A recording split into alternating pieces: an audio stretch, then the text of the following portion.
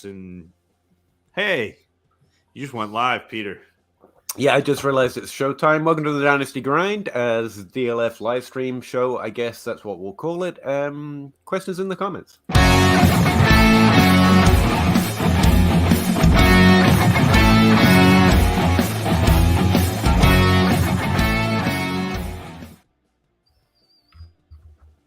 Hey, hi Zach, how you doing? Fantastic, Peter. How are you tonight? Dynasty Outhouse is late once, and this show just falls flat in its face. It's like, what's going on? I was busy trying to update my ranks, and we were talking about ranks from last year, and then suddenly we're live. Definitely some correlation where, like, last week, you were late, the show went off without a hitch, it was fine, Smooth. Outhouse is a professional, but Outhouse is not here, and all of a sudden the walls fall down, the roof caves in on us. Correlation isn't causation. I'm just saying. Yeah, what up, everyone? Dynasty Grind. Time for us to talk more about what everyone's going to be talking about on Twitter next week without ever mentioning us. Yeah. We get you advance notice. It's just that it's just 30 or 40 people who show up to talk about it. That's the only people who find out. I was actually, after your thread you were on talking about the stuff we've been talking about for like weeks, I was trying to clip our shows so we could start, sharing. Instead of having to share a 3-hour live stream or whatever it is, we could start sharing the relevant parts. And I actually managed to lock myself out of all my Google accounts because I got down a rabbit hole of which email was attached to which thing. And I tried to fix it, and it screwed the whole lot up. Oh, no. So, yeah, I don't exist right now, according to the internet. Questions.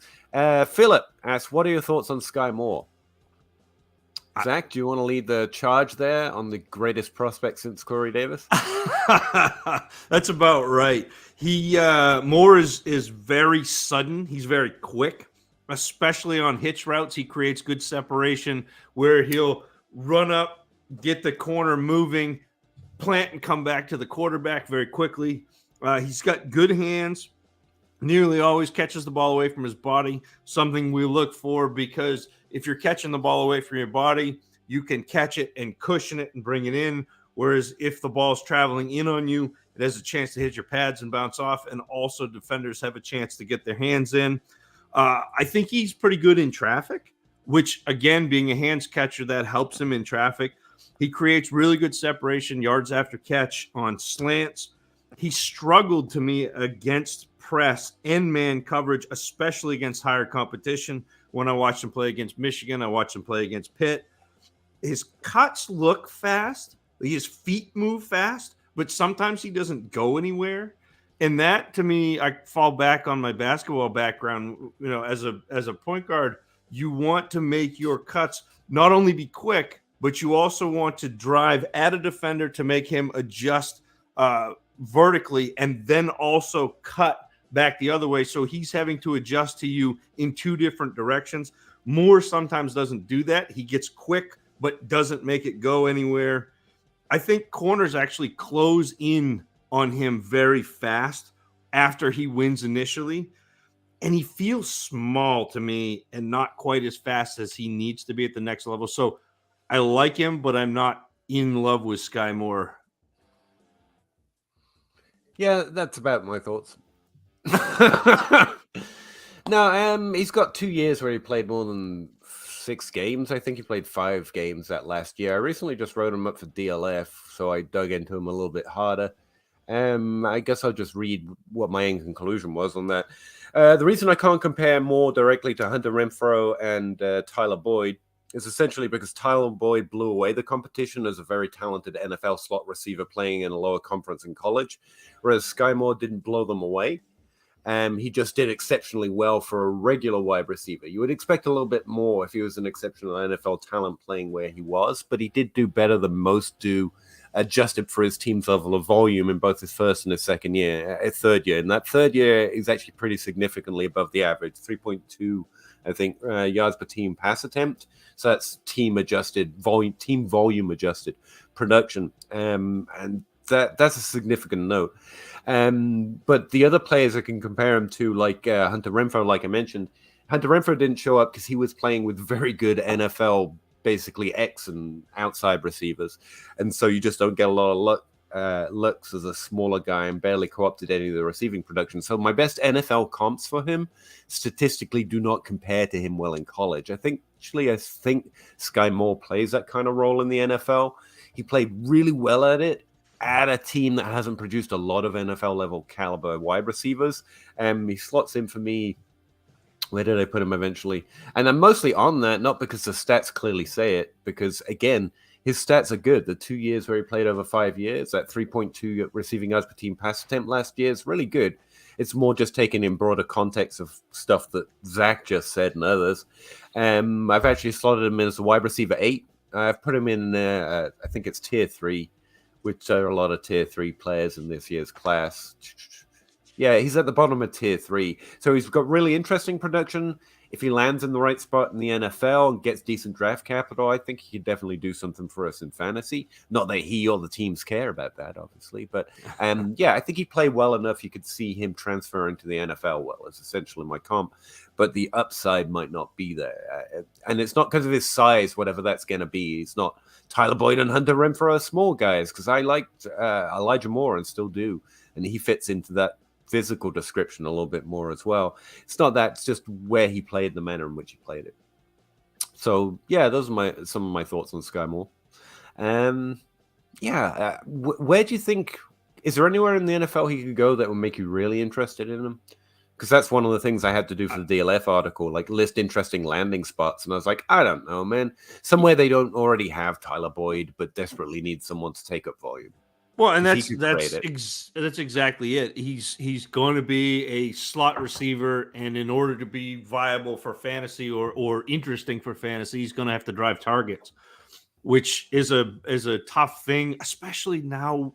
And we've talked about this, but especially now where the NFL is sliding their traditional, better your more traditional X type receivers into the slot more. It becomes harder for traditional slot receivers to drive volume because the NFL is using their outside players inside to gain leverage, to gain mismatches, to gain matchup advantages, to get them matched up in the middle against zones sometimes and that sort of thing. So, the cliche answer is the Patriots.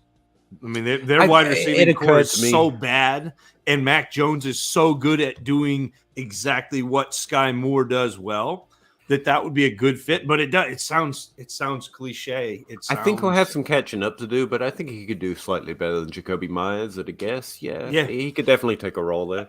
But the Patriots is, like I say, it's kind of a crappy place to mention. Everyone, anyway. Scott McCoy. By the way, Dynasty House is planning to come in today, but he's busy right now, so we'll have to see if he finds time. Scott McCoy, drafting my first Superflex team as we speak. Can you give me some pointers where I should grab my first quarterback? How's the draft going? Would be my first question. But essentially, the way I approach it is I ignore the first tier. I just accept I am not going to have Patrick Mahomes, Kyler Murray, and so on and so forth. Unless I'm really early in the first round and I can't trade down, I'm not probably going to get those guys. If one of them drops to the second or third round, I'm going to really strongly consider taking a Lamar Jackson, a Dak Prescott, a Kyler Murray, any of those guys, Justin Herbert, if they fall a little bit. But generally, my assumption going is again, I miss out on the first tier and I'm going to overdraft the second tier. I want 3 quarterbacks that are starting. If I'm not getting one of those top 5, I need to be able to game script them anyway. And so instead of giving up those first 5 rounds of players, instead I'm probably going to draft the Kirk Cousins of the world a couple of rounds earlier so I can get 2 or 3 of them. That's my general idea, but it really depends how the draft flows for me. I like that, Peter. Quarterback has become a little bit like tight end for me, where there's a clear tier at the top, and you mentioned Patrick Mahomes, Kyler Murray, Josh Allen, Justin Herbert. You had Dak Prescott in there. I think the consensus is going to be he's going to fall a little bit in the next DLF. Joe Burrow isn't in that tier. That's the only great expectation. That's the only one I think that would be different for me. That would be. Yeah, and I have Lamar Jackson up toward that tier just because of the of the value he can give you with his legs, the amount of points he can give you with that rushing. And so, Scott, if you're in the top half of the draft, I mean, taking one of those difference-making quarterbacks in the first round, I don't have an issue with. If you're not in the top 5 or 6, or if those 5 or 6 quarterbacks that we just mentioned are not there, I'm with Peter. I would wait, because I think that you can end up being okay. You're going to gain positional advantages at other places where, if those guys are gone, you're looking at Jamar Chase, Justin Jefferson, Jonathan Taylor, somebody like that is a difference maker at another position. And then, you're not going to lose too much ground on everybody who didn't take a top 5 quarterback. Yeah, for me, it's just easier to say goodbye to my favorite deeper value prospects and grab 3 or 4 quarterbacks instead of trying to pass on the players that I genuinely think are top tier. Like, I'd rather get those running backs and wide receivers and give up some of my second, third favorite wide receivers. And there's a kind of a safety net with quarterback, because if they're starting, they're going to score points for you, if they're a starting quarterback. So those second tier quarterbacks that people aren't as excited about are still safe. There are different ways of approaching it. I was just podcasting with John Hogue yesterday, and his way is basically to not stop drafting quarterbacks. Like, just don't. And if they're all falling, then yeah, honestly, that's a way. But I have also talked to people that say that in their league, quarterback just is not valued. Yeah. And so taking all of them has a negative effect, if you know what I mean. Like, no one will trade with you for them.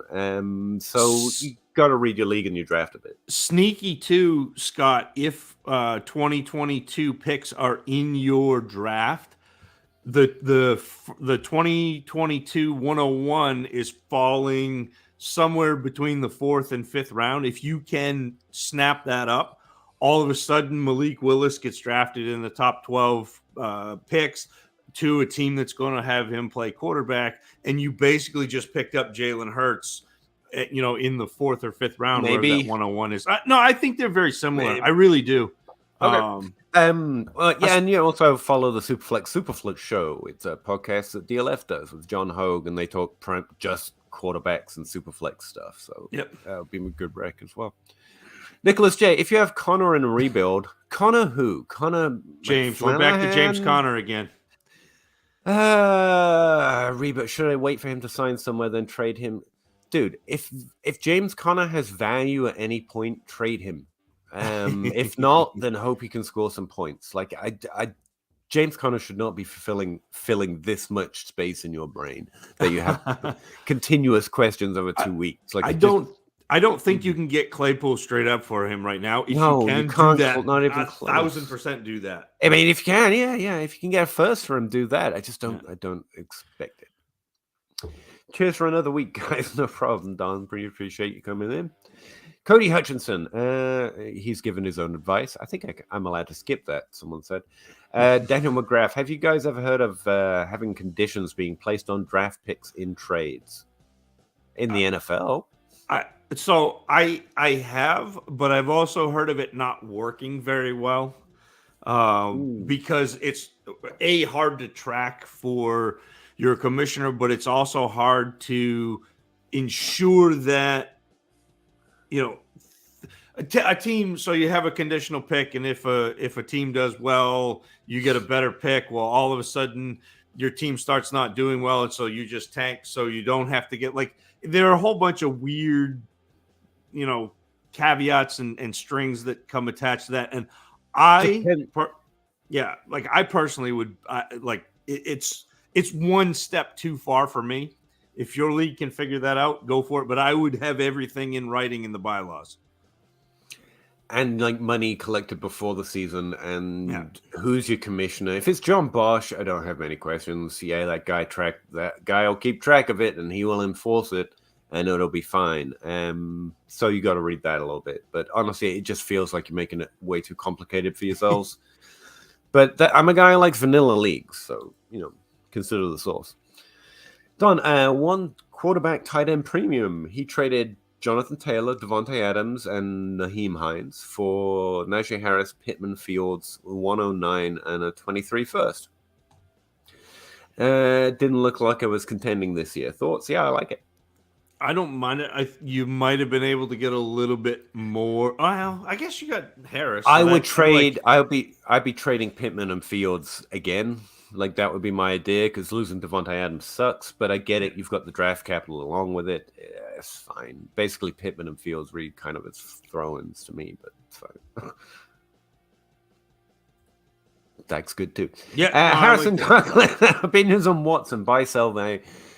Listen, I'm just reading the same Twitter threads you are from Davenport. Check him out. He's on the ball. He's fair, and he tells you the things that we can know.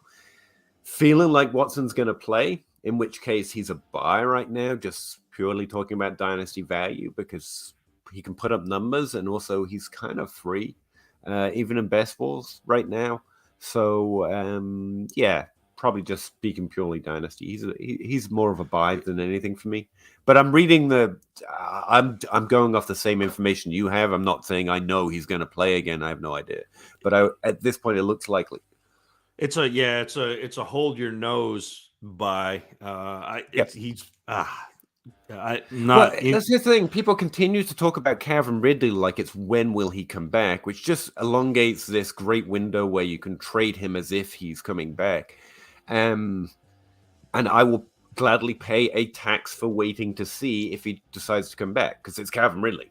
Right. Watson looks more than likely, I think, at this point to play again at some point. Although Dynasty Outhouse, when he's around, likes to be a little more nervous about it, to be fair. So, again, opinions vary.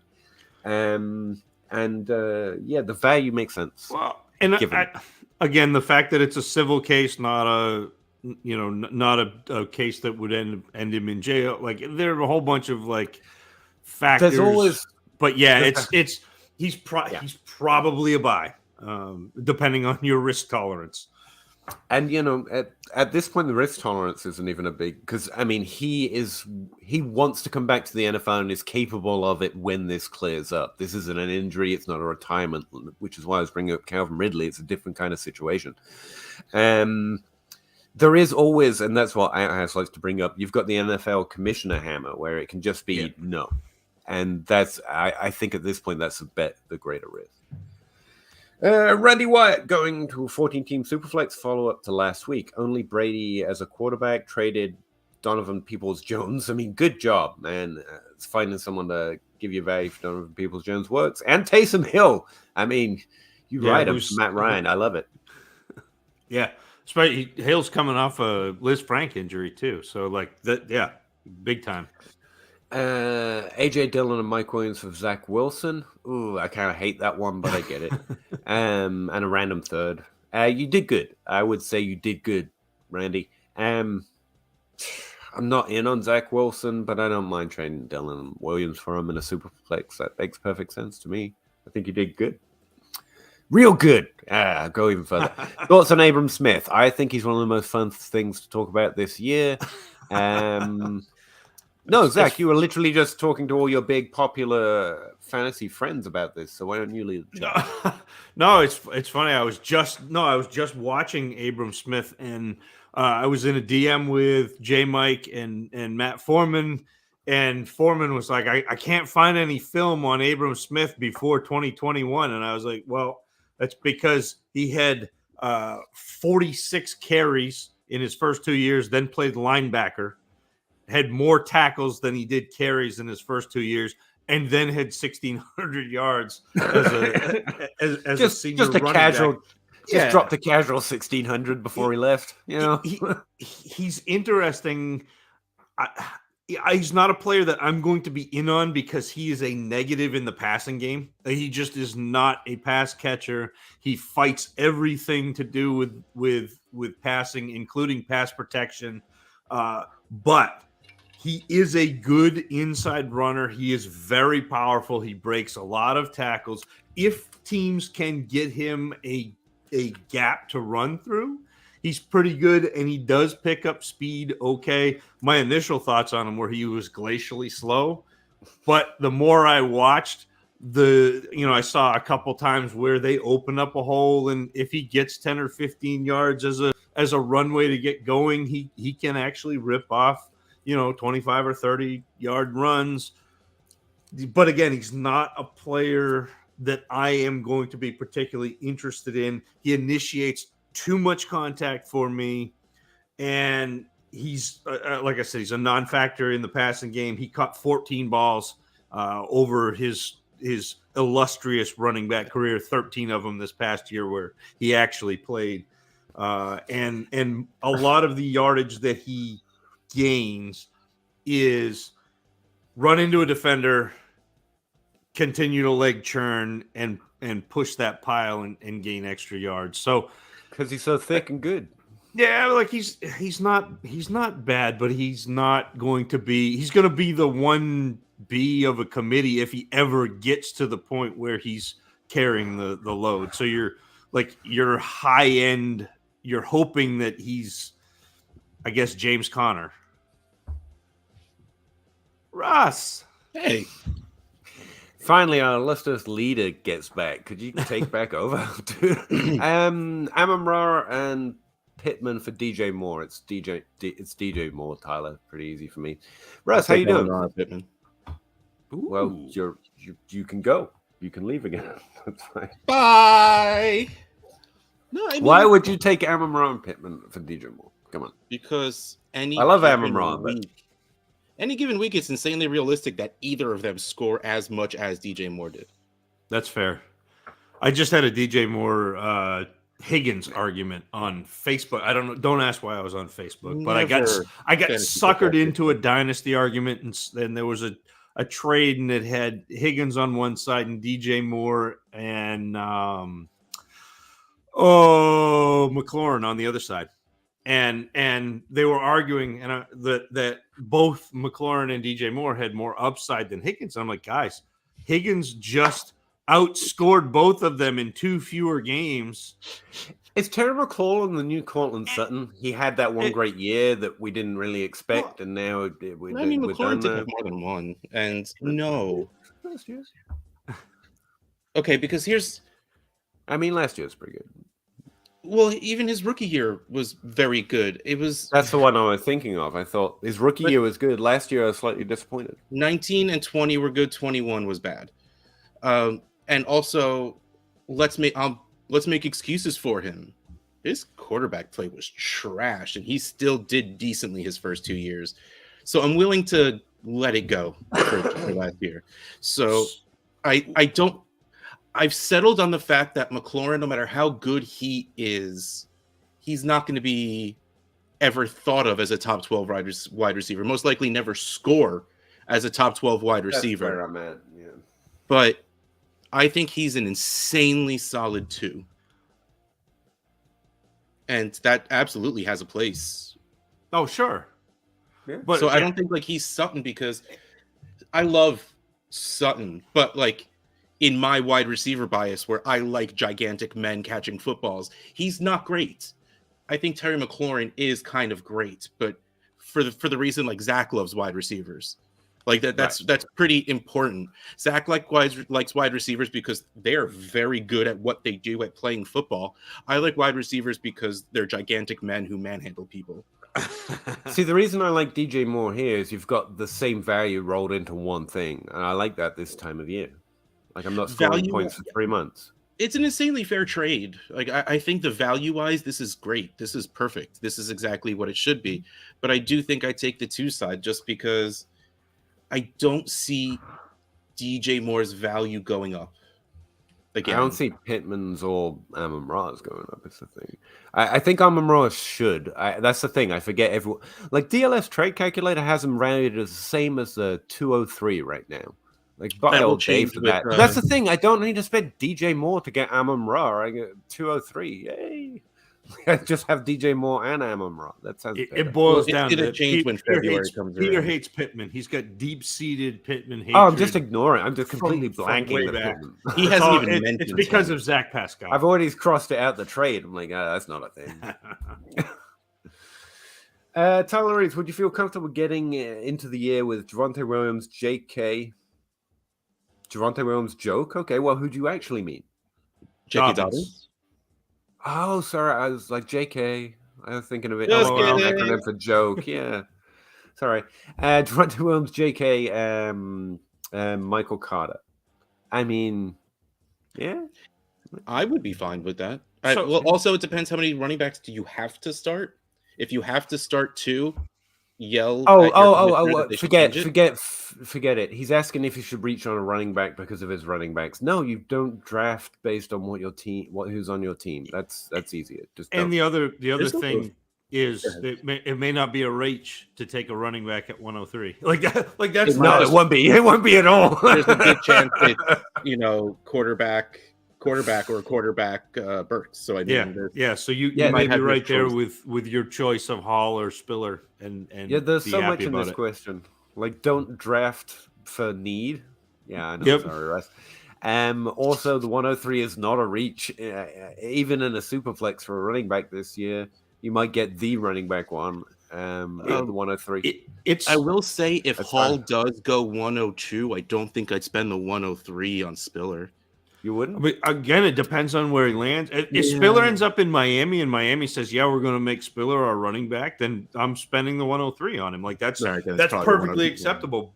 But Yeah, again, that's super there's- fair. there's so much context that we don't have right now. We can tell you what we think of these players, but we don't have the most important piece, which is what the NFL thinks about those players, and then what the specific team that drafts the player thinks about those players. We don't have that yet. We'll get that at the end of April. Yeah. Randy, now I have Brady, Ryan, and Wilson, Jonathan Taylor, Swift, Chase, Elijah Moore, Kyle Pitts, no first till 2025. Good job. Any other trades you would try to get out with no first? Yeah, no, your team looks good. It's young. It's got value. Honestly, hopefully you've got other depth on here. I'll be shopping for 2nd and 3rd round picks whenever the opportunity comes about. I do. So here's Swift. what I would do with that team right now is I would go look at what I've got for later round picks, and I would try to acquire Marcus Mariota, and I would try to acquire Trubisky, because I think that one of those two guys will be playing quarterback somewhere this year at some point. And I'm ready for that Mariota comeback. I'm glad Yeah, that he said but that. I'm waiting. Here with you, baby. But if you do that on this team where people aren't thinking about those guys right now, I mean, we're so far away from having to think about the backup quarterbacks that could end up being starters next year. You know, we haven't got to the draft where all of the NFL teams look at all the quarterbacks in the draft and go, you know, one team takes Malik Willis high and then everybody else just kind of turns their nose up.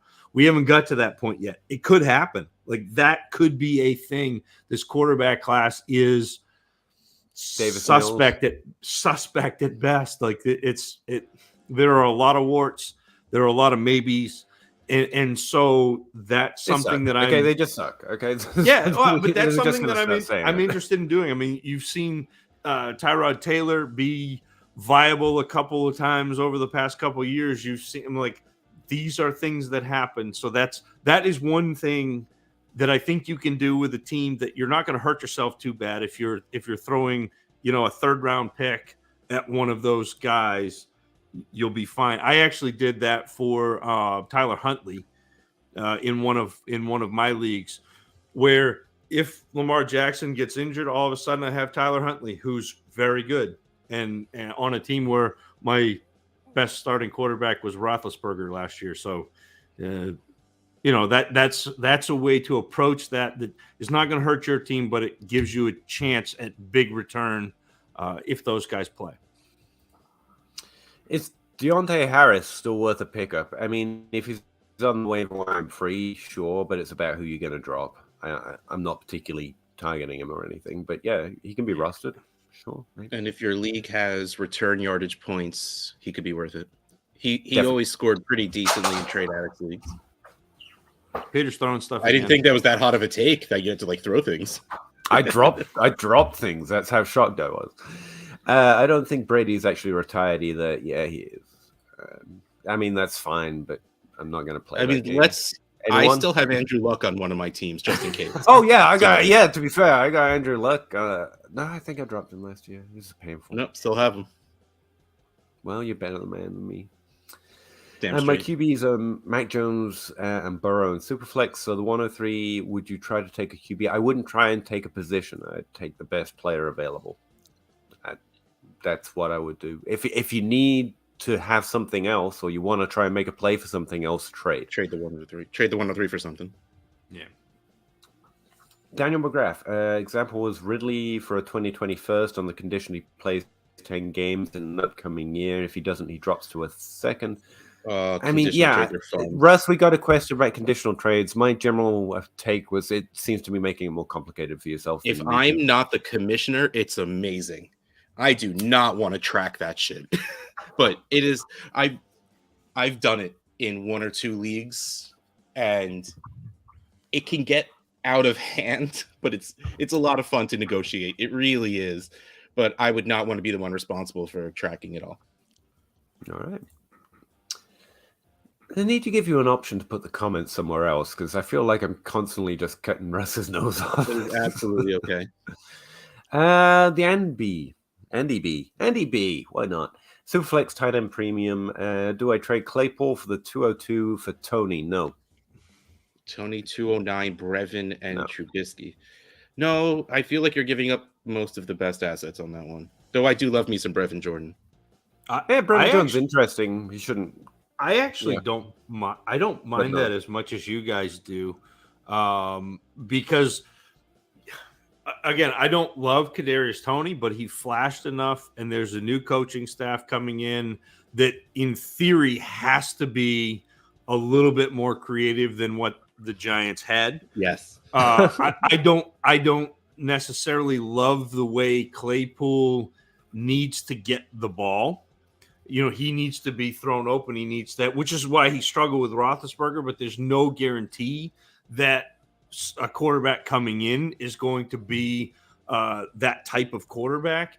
The 202 to 209, I don't think that getting Brevin Jordan and Trubisky is a bad haul for losing 7 spots. So I don't mind that. I don't mind that trading for upside idea, but he's asking for the second to boot. It's like, you don't get to value him force if you're sending me your trash that you think's going to crash. Like, you don't get an extra second, okay? You just don't. That's where I would feel about it. Like, you're trying to offload a whole bunch of things we think are going to crash and burn. Don't have to make sure you get your full value back. Like, I'm keeping my second, especially the 202 this year. Well, and if you're worried about just getting the tight end, the 209, there's going to be a tight end in this class available. It's not going to help you this year, but you may end up with Trey McBride. You may end up with Isaiah Likely. It may be Jalen Weidemeyer. Like, there are a few decent tight ends in this class who, again, tight ends take a while. They don't often pan out, but there are 3 that have potential in this class. Yeah, the DLF trade analyzer. The DLF trade analyzer has Claypool worth almost 3 Kadarius Tonys. Yeah. Ooh. For me, it's just about that trade balance in general. Like, you don't get my 202 while you're offloading a bunch of shit. Stop it. Go away. Either watch them die on your roster, or I will take the risk, and you get Claypool, all that value rolled into one, and maybe he does something too. Fine, but I'm not giving you the 202 just because you drafted a bunch of terrible players. Yeah, I feel like if you just took the 2 seconds out of it, it would be a better trade. Yeah. Or keep his second in there. Fuck it. I'll take your low second round pick. It's not worth much. And you're just I will gladly take whatever picks people don't want. Would you do it? Would you do it if you could swap your 302 instead of the 202? So you have the 302 in Claypool. Fine, but these are players you put on your trade bait because no one wants them and you don't want them, and he's trying to get rid of his junk drawer for something of value, which is fine. But don't ask for my second while you're doing that. Yeah, like what the fuck? I don't have to clean up your bad drafting habits. Go away. Feeling a little spicy about it. El Jandoro. Alejandro? I think you said it right, probably. You did not. Let's just keep it at that. Hey, man, I just made a name up. Screw you. I'm creative. Don't spoil my creative juices. Juices. In a 12-team Superflex PPR, where you can start up to 7 wide receivers, would you consider trading Jefferson for several wide receivers and picks? Or, I mean, one of the wide receivers and the picks, but sure, I consider it. Well, and here's the answer is no. English, though, with you can start up to 7.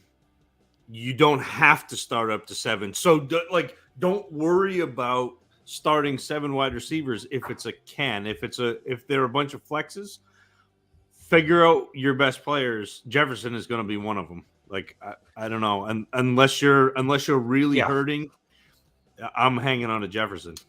Yeah, that's fair. You're not trading him just to trade him. I need an astonishingly good trade to get rid of Jefferson. It's still a 12-team league, I think he said, right? So depth isn't the most important thing in the world. So, man, it would have to be very, very good group of wide receivers and picks to make me do it.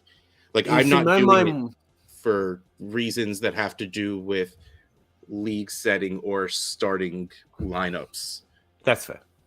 But why am I the odd man out, man? Like, why am I the one disagreeing on everything today? Like, it's okay. You guys cannot make me feel like a loser sometimes. Just saying that. But, no, my mind went to, is it good to trade a player at peak value? And it is, but it's about the trade, not... I don't know. I listened to your podcast where it's like, it's really good to trade a player at the top of value, but it's not. But it is. But it's not. But it is. But it's not. It's game theory. It depends on where your team is at, and it depends on what you're looking to do with your team. If you're looking to score, it's probably not. If you're looking for value, it definitely is. So, it's nuance. It's this entire conversation I've been having all day, where Twitter and the world, but if we're doing fantasy football, it has been, it's binary. It's either 1 or 0, and there's a camp on one side and a camp on the other, and they're just yelling at each other. And I'm sitting there going, no, this is not binary. Like, there are other numbers in here. There is nuance. And in order to give you the right answer, we need to speak to that nuance. It can't just be yes or no. Like, there are times when it's good to trade Jefferson. There are times when you shouldn't. And so... No, Russ just wanted to point out that I was wrong again. Just keep fine. It's fine. I'm wrong. Forget it. Seth, in a shallow Superflex league, start 8 plus defense and 6 bench. What is the best strategy for making most of the few bench spots? Don't just get 8 really good starters and forget about your bench. The stars and scrubs. Most leagues don't worry about your depth nearly as much as we're inclined to. Yeah, I think so. Well, and especially with the 6 bench, that means your waiver wire, like, mine the waiver wire in season, because your waiver wire is going to be rife with depth because you only have 6 bench and 8 starters. So it's not as, it's like Russ said, it's not as important to have your bench be great players to start with. If you can trade around in a startup, if you can trade around and make your 8 starters be studs, you ought to be able to get enough during the season off waivers to fill in your bench and be pretty happy about it. I would keep running backs as most of my bench spots because it's easier to replace wide receiver production, and you don't want that handcuff on the waiver wire when that running back goes down. You want that on your bench. You want to have that guy on your team already. Yeah, the flex spot's less important. So yeah, just stick with running back depth. Yeah, I think so. I'm a spam the world. He's gonna spam the word Connor. So as shows up. Ha ha ha. Totally kidding. I'm tired of him myself at this point. I don't know why he's running around your head so much. Like, I haven't thought about James Conner in a long time. Am I weird for not having Conner front and center in my dynasty life? Every now and then I get him stuck in my head, but it's because I did the parody of Godzilla, and so I'm like, hey, James Conner, but that's totally different. I'm really thirsty, and I realize I have control of the comments this episode, so I can't just leave like last time, and I hate it. Bo, thanks for your all. I turned 14 total 2022 picks into the 2023 first round. Cool. 4:23 seconds. Elijah Moore, Michael Carter, Claypool, Hollywood, and Palmer. I think that's a solid haul. That was a win. All right, well, take down the People are comments crazy, and huh? just go grab a drink, and I'll just read them. Go. Okay, well, Weaves wanted to post my trade from last week. Was JT? What did I do to him this week? You said you wanted to get a drink. I was letting you go get a drink. No, I was doing you a favor. Fine. Why does he hate me so much? What did I ever do to him?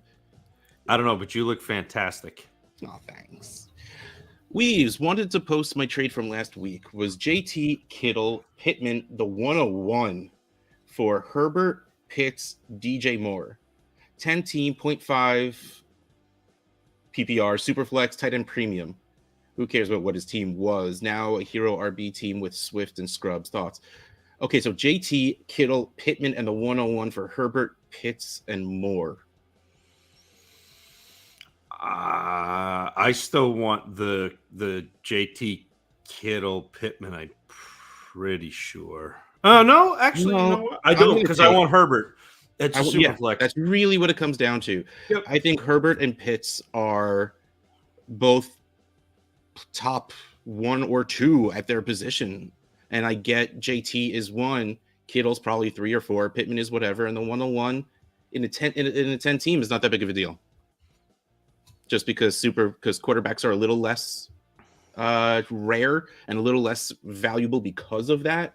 In which case, Malik Willis won't be as big of a deal.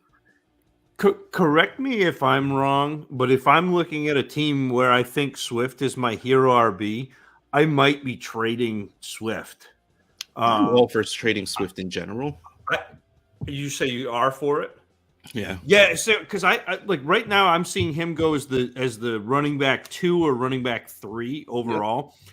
And while that is well within his range of outcomes, I think that the more likely is Swift is what he has been.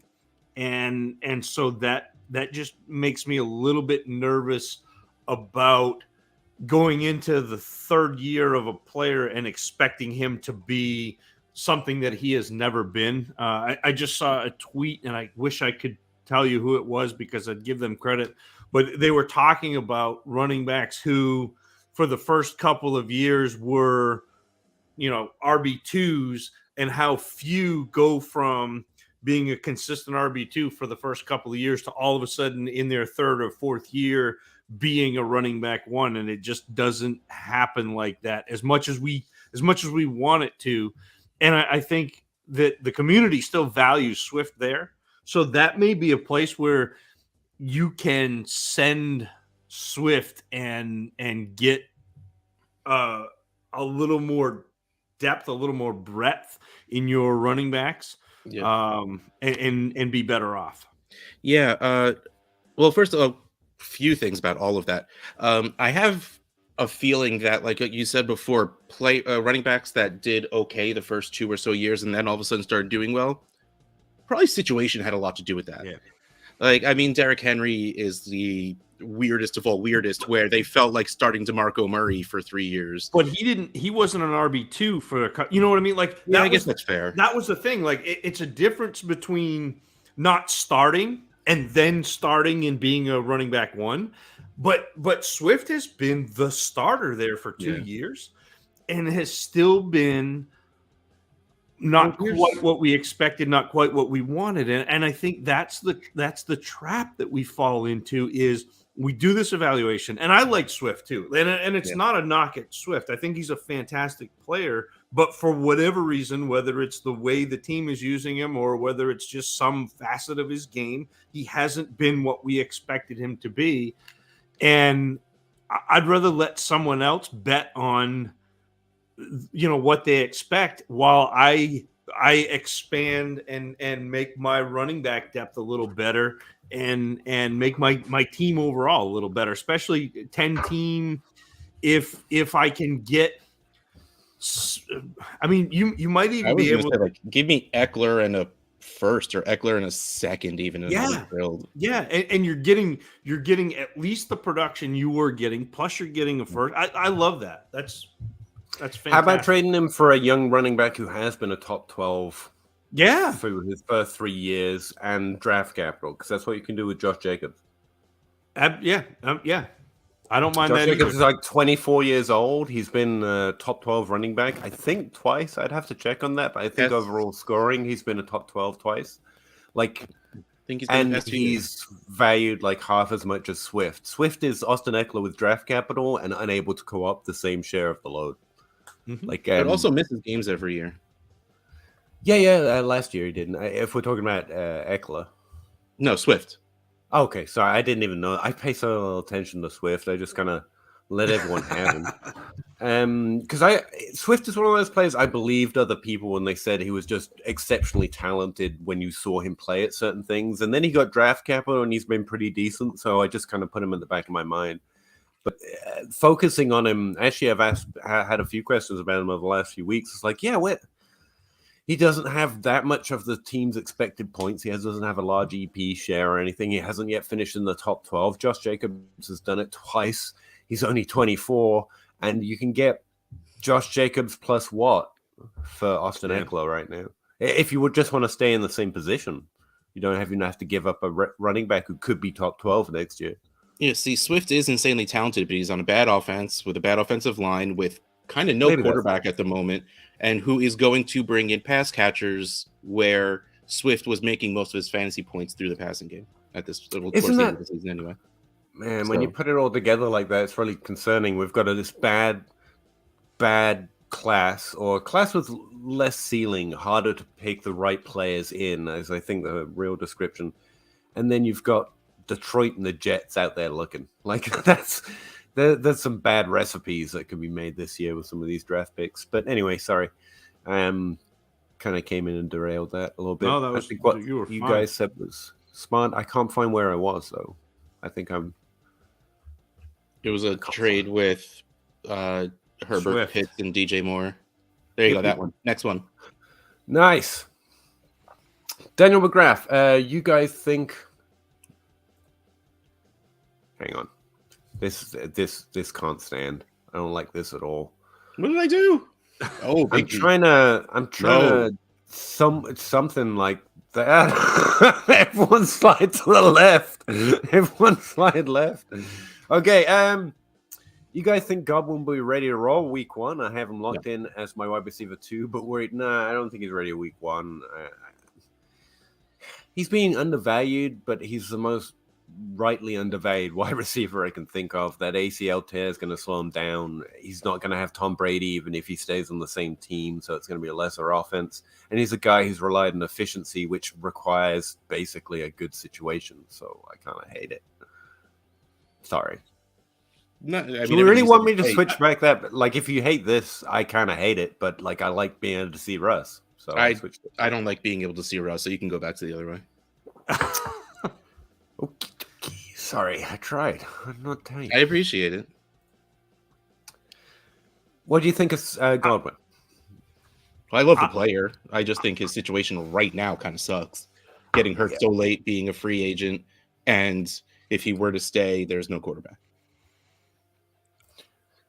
Yeah, I'm concerned, Daniel, about having him as your wide receiver 2 and relying on him, especially earlier in the season. I'm not as down on Godwin's prospects moving forward. I think he is a good enough receiver at what he does and is versatile enough as a wide receiver that he can mostly overcome quarterbacks. I mean, he did it with Cam Newton. Like, it's not like not Cam Newton, Jameis Winston. Sorry, and like it's Winston is a much. It's very different. A much bigger arm.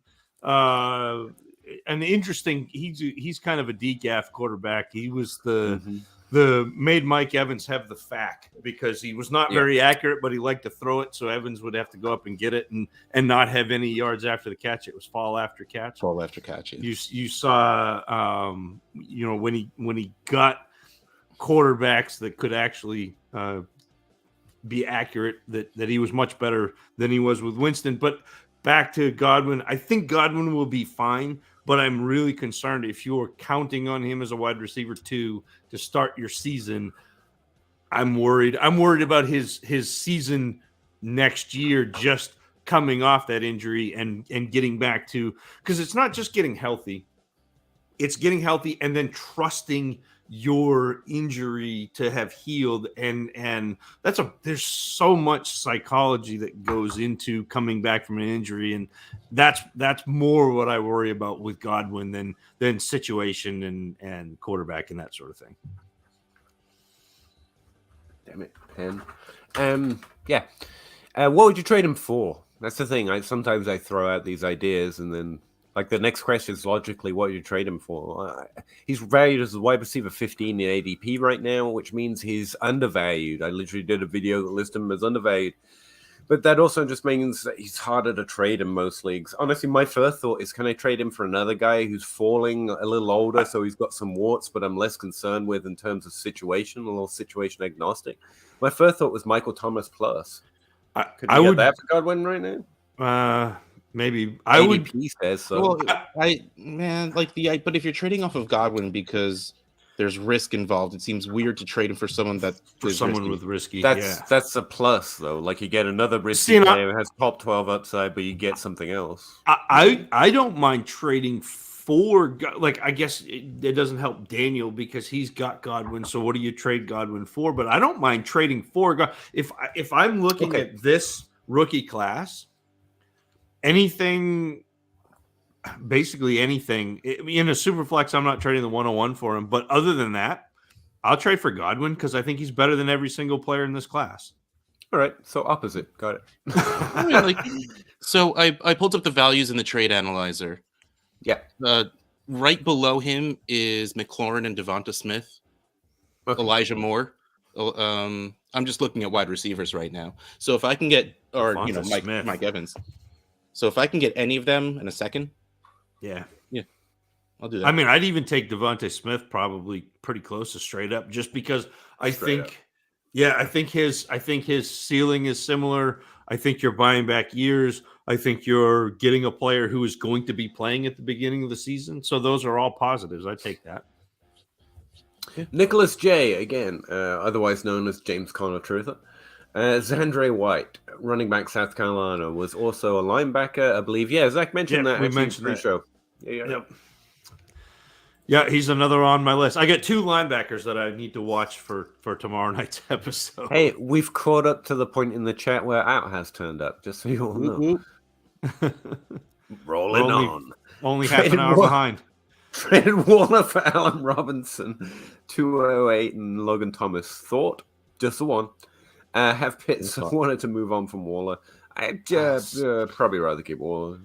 Yeah, I'd rather have Waller there too. And to me, that's again, it's a trap that people fall into where I have Pitts, so I wanted to trade Waller. Have two great tight ends. He got it. Joe, that is fantastic. You had 2 tight ends that you are more than okay to put one of them in the flex, but also you don't trade because you have, like Pete has been saying about everything, and I accidentally for some reason just called him Pete, and it was super weird. That's weird. Like, Peter has been saying whether you should or you shouldn't trade someone, it's still just about the trade at hand. That's not a great trade. Like, I love Allen Robinson. The 208 is a little low. Logan Thomas. He 30. Just hurt me so much last year that I hate him. Yeah, I feel similar. You're trading Waller away because you don't need a tight end, but you got a tight end back.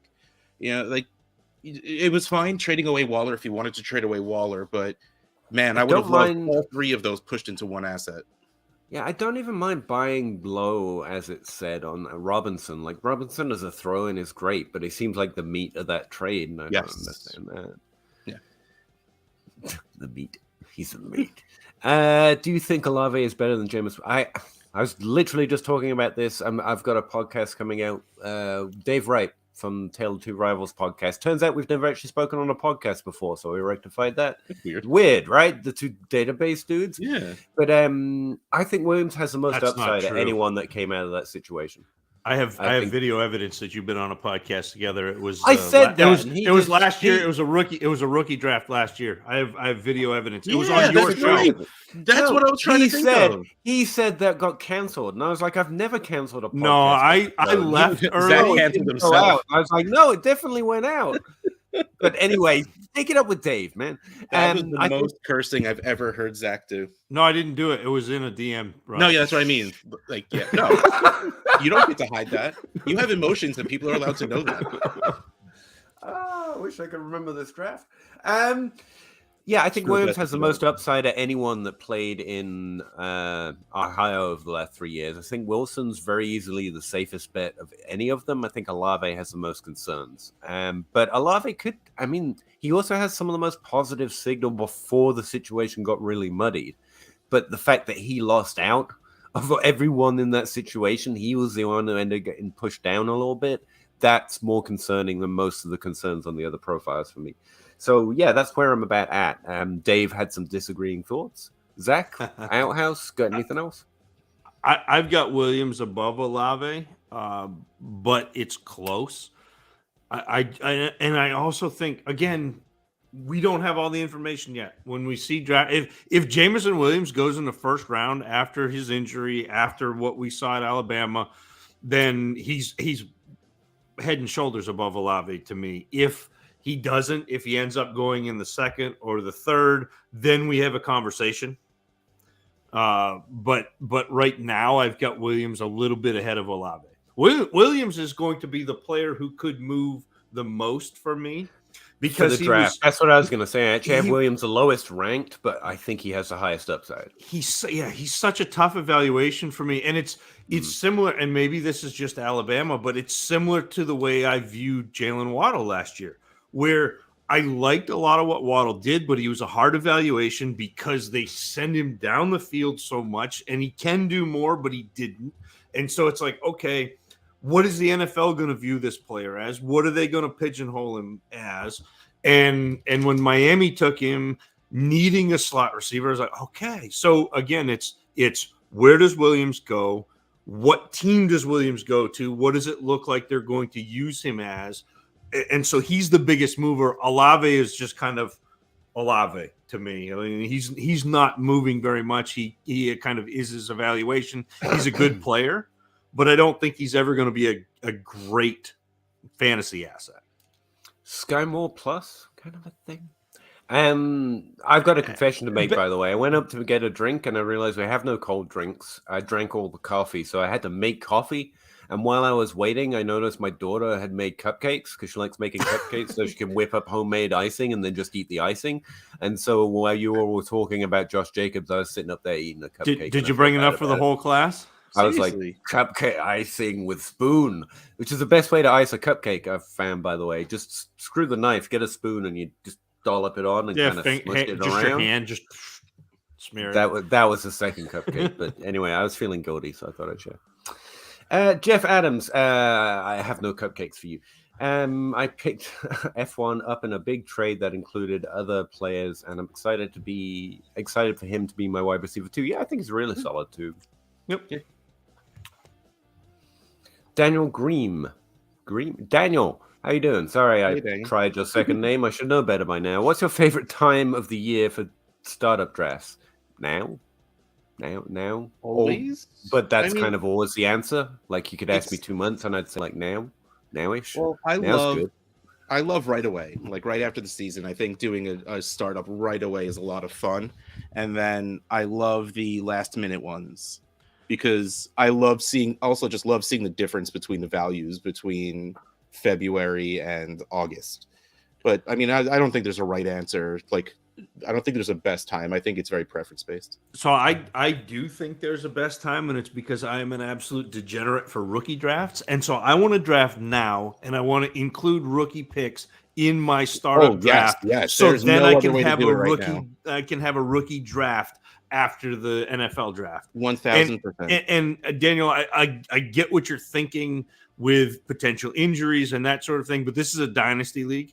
You're going to get that, and every year there are going to be injuries. So, I understand you wanting to like mitigate that to start with, but you're not going to have any control over that going forward. So embrace it, get in, jump in now, include the rookie picks in your startup. So when you're drafting, maybe the second or third or fourth round, all of a sudden someone goes and grabs the 101 for next year or for this year. I mean, and so you get your startup, and then you get to look forward to that rookie draft, and it's just double the fun. I want to talk about this though. Okay. That is the only way you should do startups before the rookie draft. Okay, that's a lie. If you're going to do a separate rookie draft, you should absolutely have the picks included in the startup. If you want to do the players, which I also think is a lot of fun, like I have my one league where we do the rookie draft before the NFL draft, just because why not? I mean, it's a $25 league, and I thought it was I've heard of that fun idea, which was a terrible idea to invite Zach into that league, but that's besides the point. But I really think any way of choosing the rookie order that isn't putting it in the startup is wrong. Like a snake draft is created because it's not perfect, but it makes every pick slot sort of equal. So giving reverse order is just not fair. Right. Doing random again isn't fair because it doesn't snake. Like if you want to snake your rookie draft, then I guess do random or whatever, but that seems lame, not gonna lie. But if that makes you happy, go for it. Like any other way to try and do it outside of putting the picks in the draft, to me, I don't like. Yeah.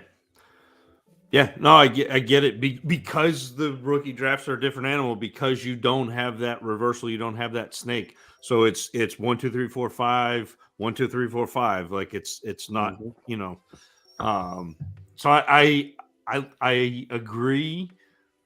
I like to have them. I think you can get such value with the picks in your startup. If you're paying attention and you have done diligence on the incoming rookie class, I think that there are times when you can get huge value, and one way or the other. Either your draft is going to be people going after rookie picks, and value is going to fall to you in players, or your draft is going to ignore rookie picks and value is going to fall you in rookie picks. So enjoy it, Dan. Daniel. Sorry, whichever way you choose to do that. Yep. Yeah, this is a good time considering I've just looked ahead to see how far behind we are. We try and answer every question that comes our way. We try to get out of here before 1 a.m. because these guys hate me because we never do. I'm off work tomorrow, so I'm good. Let's go. If we don't get to your question in time, please just check it out on YouTube or Twitch or the DLF YouTube, because we will get to it. And I apologize that we take our time in answering every question in detail. That's so mean of us. I apologize for that. Yeah, it's 10:30 Spock already, so I ain't making it to 1. Fair enough. Spock 498 in a 12-team Superflex. I have the 106. He will take QB. Don't try and talk him out of it. 205, 303, 304, 508. What's a fair offer to move up to the 109 because he wants another elite quarterback? This goes well to what we were saying about Superflex drafts. The fact that you can approach it this way instead of, my generic answer. What was that, Russ? I said, don't worry about it. You'll get a great one at 205. I have the small sample size of small sample sizes. I am in a mock for DLF Superflex ADP. That's the 205. Okay, hold on. 201. Dak. Okay, wow. There's a really big non-quarterback streak here, but at the 201, Dak Prescott, Jalen Waddle, Javonte Williams, AJ Brown, Cooper Kupp, DeAndre Swift, CeeDee Lamb, Christian McCaffrey. Russell Wilson went at the 209. And then at the 212, 301 was Fields and Lawrence. Where did Hurts go? Just out of curiosity. Before that, after that? 308. Yeah, so yeah. Feel good about it. I'm not necessarily trading up to make sure I have a quarterback spot in that situation, because there are enough, especially if you take a first one in the first round at 106. If you take one of those elite guys, I'm not even necessarily married to taking one in the second round, but that's just me. Like I said, I wait until the Kirk Cousins tier, so I'm wondering about why. I do love. I never feel the need for two very, very good quarterbacks, but it does make me feel good about my team. But man, if you're telling me I would have to give up the equivalent of Cooper Kupp / AJ Brown and Jalen Hurts Jalen Waddle too, yeah, at the 109, I mean, let me just tell you again, super small, but the first 6 picks were Mahomes, Herbert, Allen, Burrow, Lamar, Kyler. Are you trading up for someone that isn't those guys? I don't think that's worth it. Right. Yeah, quarterbacks are never cheaper than in the startup, but at the same time, that's also true for the others. You get Kirk Cousins free, not that the Kirk Cousins make you feel good about your team, to Russ's point. It's super safe, though. Cousins has a 5'11", by the way. Yeah. Nicholas J. I know it's next year's class, but what do you predict will be better than Keyshawn, Boodle, or JSN? I've heard Boodle and JSN could be better than Justin Jefferson. I don't know about that, but I know JSN is that level of prospect already. So is Booty. They're both really great, but I haven't watched enough of either of them, and I won't until next November. So, do you guys know off the top of your head what school they go to? LSU and Ohio State. Ohio. Booty's LSU, and yeah. JSN's Ohio, where he is right now. Yep. He literally took everyone's lunch last year. He was like, "Oh, I see there's a competition of the best year's wide receivers in this class. Let me just take that." They are both amazing. Let me just take that away from you at 19 years old. You don't need that, right? You're going to the draft. Don't worry about it. Don't worry about it. It's fine now. They are a lot closer to the way Jamar Chase plays than the way Justin Jefferson plays, if that makes sense. So they're closer to traditional X wide receivers than they are, because Jefferson's not really an X in the Dez Bryant, vein, and I mean, I guess neither is Chase, but he's closer to that, and those two are closer, big, physical, go up and get it, but also can create separation. It's going to be a lot of fun. What you asked? I said Julio-esque as opposed to Dez Bryant. Yeah. I randomly saw a Julio is now a DB video compilation on YouTube. It was playing while I was doing other things, and it was just him chasing people all the way down the field, and it was a lot of fun. It was a lot of fun. It's just this guy running his heart out, and then from the corner you see that guy's different. Anyway, sorry. Giddy up. 10-team, 3 wide receiver, 2 flex. Would you look to swap Chase for Waddle, Higgins? Wait, are you telling me I can get both of them? Yeah, I think that's what he's saying. If you can get this same answer as the last guy, but you're putting names on it, which is better. I wouldn't trade Chase just to trade Chase, but if I would be looking for an awesome trade to do it, but that's pretty close to an awesome trade. Yeah. I mean, I think it was you, Peter, who said that's a perfect pivot going from Chase to Waddle because their production wasn't all that different, but their value is. Yeah, that's it. Yeah, give me Higgins on top of Waddle, and I will trade Chase away. Absolutely. Dynasty Grind delivers the goods. Great content. Thank you. Could I ask you to write a blurb for us? Because I think he just did.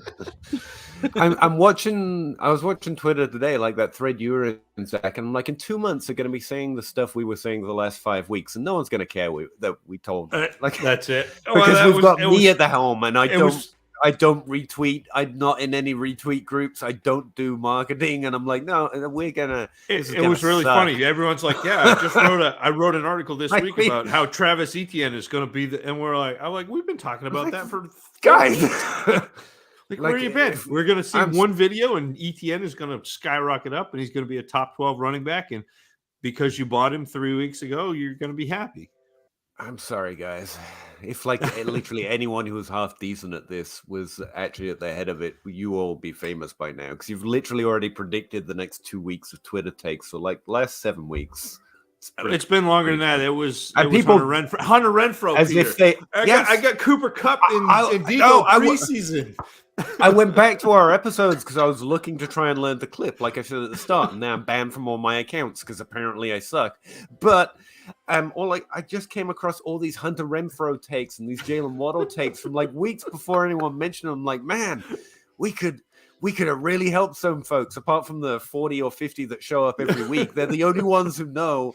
And then all of fantasy football and is going to come in like in 2 months and claim they've discovered this stuff that literally you two were talking about 2 months ago. I'm like, damn it! And it goes right back to the conversation that I was having today. I'm going to name drop. You ready? The conversation that I was having today with JJ Zacharyson and Graham Barfield and Scott Barrett, but. He's just casually in a conversation. Every day. No. He sent me a screenshot of his notifications and was freaking the hell out. It was pretty wild. But the thing that I said was, we ain't proud. A thought that has stuck with me goes something to the effect of experts are really prone to sound sure and plant flags on one side of an argument. And restrained and nuanced argument doesn't get attention because people engage with emotion, but emotion is the enemy of rationality. And like that's the thing. Like we're not planting flags. We're telling you what we think and how we got there, and are often right, but some often wrong too. But because we come at it with our rationality, and we're not, taking our shirt off and waving it into the air and saying Jalen Waddle's going to be a wide receiver. It'll get us 100 more viewers. or Cooper Kupp is going to be, a top 12 wide receiver this year. Like because we're not doing that, you're not gaining the notoriety. So it's kind of fun though to be our little secret and to have the chat, the people in the chat, which has been so great for the past. I've only been around the past 10 or so weeks, but like it's been fantastic. It's been a lot of fun, and it's kind of nice to have our little secret with the chat. Right. So the moral I'm taking from this is, all right, let's go. Yeah, I'll get naked, but I think we'll lose people. So, no, even like I was listening back to some of.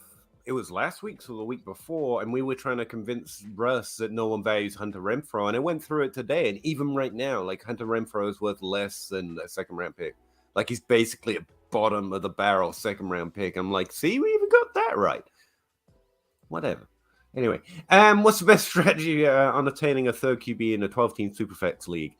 In the draft, overvalue the second tier. That's literally why I do that, because I'm going to give up that first tier to get my running backs and wide receivers, and then I just give up on all my favorite second, third, fourth running back and wide receivers, and I make sure I lock in 3 starters. Or you can, do a John Hogue and just it was funny. When I was doing that podcast with him, he's like, he gets questions about quarterbacks, and his immediate answer is like, I don't know what to tell you. Quarterback, yes. Like it's just, I just don't have to make a decision. Take all the quarterbacks. But if you're already in the league, so the startup draft is done, what's your best strategy for acquiring a quarterback? Rookie draft. Yeah, that's like once you're in a league, like that's the 2 cheapest ways to acquire. But Spock's asking what round, so this is a startup. But yeah, like if I'm already in a league that's going, it's try to acquire picks in a class that has pretty good, rookie quarterbacks. So last year, sorry, I missed that second part. That's all good. You didn't miss anything. Which rounds would you be looking at? Rounds 5 to 7. That's when we're picking up all our favorite sleeper, gonna break out this year players, and I just end up taking quarterbacks. And I hate it because I got a lot of those guys I like, but I take my third quarterback right there. Yeah. I think, isn't that right? Outhouse, you said Kirk's around. Yeah, round 5? I just went and sorted by quarterbacks, starting in the 4th at the 310. Actually, let's start at the 310 was Malik Willis. 404, Derek Carr, 405, Watson, Tua, Mac Jones, 410, Zach Wilson, 511, Kirk Cousins, 6'4", Davis Mills, 7'4", Matt Corral, 8'8", Kenny Pickett. If you could get Watson as your QB3, which means there's not a lot of risk there, but he could be a QB1, I am all about that. Because I honestly don't mind not starting a quarterback in a week if I have two quarterbacks in Watson. I don't mind flexing a position player for a week. I really don't. I'll be straight up honest. Most of my teams don't have 3 starting quarterbacks on them. Most of my teams don't have 2, but not after the first year. I know, like, honestly, trade him. I firmly agree with Hogue. Yes, quarterbacks, just go get them all, do whatever. But the problem is, me being me, I see them as dead weight, and I'm like, okay, cool, I could trade with them. Like, I can go get other pretty things. And while that may not always be for the best of my team, but like Zach said, as long as I have those 2 quarterbacks, I, at that point, from trading away that 3rd or 4th quarterback, have someone I feel fine putting in that last flex position when my second QB has a bye. No. Now, if he gets hurt and then your other QB gets on a bye week, either you're taking a 0 or you got to make a move before you get there. But I don't play scared like that. Like, I'll figure it out again, purely based on the leagues I'm in. I know if I have to, I could make a move. If I want to pay the cost for it for that 1 week or just take the 0 in that spot. That's, very situationally dependent, but most of my teams only have 2 quarterbacks. I've increasingly made it an aspect to get a third one that starts every week, so I can stream if I need to, as well as just bye weeks. But right now I'm just crossing. That's also as a reaction to the fact that QBX strat, from John Hogue is more popular, and people are increasingly value those higher tier quarterbacks. And my reaction to it hasn't been to chase it; it's been to bulk up what I do in the middle of the pack. Which is adding a third that's not just an interesting guy who might start, or even just a rookie pick to get the same thing, but it's to make sure I got a Derek Carr or an extra Kirk Cousins or an extra. Well, let's see. Players on my list. Daniel Jones isn't the starter for the Giants. No, I will not have 3 quarterbacks on any teams. Like, I have so many teams with 2 quarterbacks and Daniel Jones. It's Tua, Mac, Kirk Cousins, Jalen Hurts. Like, I'm gonna get 2 of them plus another guy somewhere. So. Randy, that was just description, but also can Randy's confirm. Talking. Are you guys coming to Canton? I'm gonna try. I bought a ticket, but I don't have a hotel reservation or car reservation because I'm not rich like all you folk. Spending money on something you might do in 3 months. I'm just, but I bought a ticket just to try and promote. Peter, if I have to drive to Kentucky to pick you up, you are coming to the expo. Yes. Don't give me an excuse not to book. I'm gonna be. I'll put you. Man, I'll be like, Zach's gonna come get me. He said I'll be sitting there with a bag. Get you. I'll put you. Hoping it happens. Kyle has a king bed. We can cuddle you up with Kyle. It'll be fantastic. Here's the thing. Maybe I'm just a curmudgeon, but like I almost have no interest in the expo. Like I don't want to go. Like I just want to meet the people who are there. Like it's and it's Russ. I'm like, can't we just go to a bar next door? And then I was talking about it with someone else. And like, maybe we could tweet that and see if people turn up to the expo or the bar next door. If everyone that's at the expo just goes to the bar next door, I think that'd be funny. The entire expo is the bar next door. Like that's the expo sounds great. I'm not like the expo's crap, but I'm just like I'm not an industry person. I like people. Hold on, stop. Much like stop. It's like we literally did like a spin and a half through the actual expo. Everything else was just meeting people, talking to people, going out to eat, and going to the Hall of Fame and walking through the Hall of Fame and hanging out with Adam Wilde and Chris and Bosch and Tim and just everybody. It was meeting with better resolution. But that's a picture. I said, I wish my camera had better resolution. That's a picture of me and Zach and me at the Hall of Fame. Yeah, and all of these people which was weird but cool at the same time, but people who listen to us and were like, listening to us have conversations, and I'm just like, Like, and I have yet. I'm I like, think that's I've Mike yet to- Clay over there. You don't need to be listening to me. I've yet to, I think, curse on this thing, but I'm going to do it. Someone walked over to me. He's like, "You're Outhouse, right? I recognize your voice." Yeah. I geeked the fuck out so hard. But it is. It's so much fun, and like the expo itself, like the actual. I'm sure it's awesome. I just not.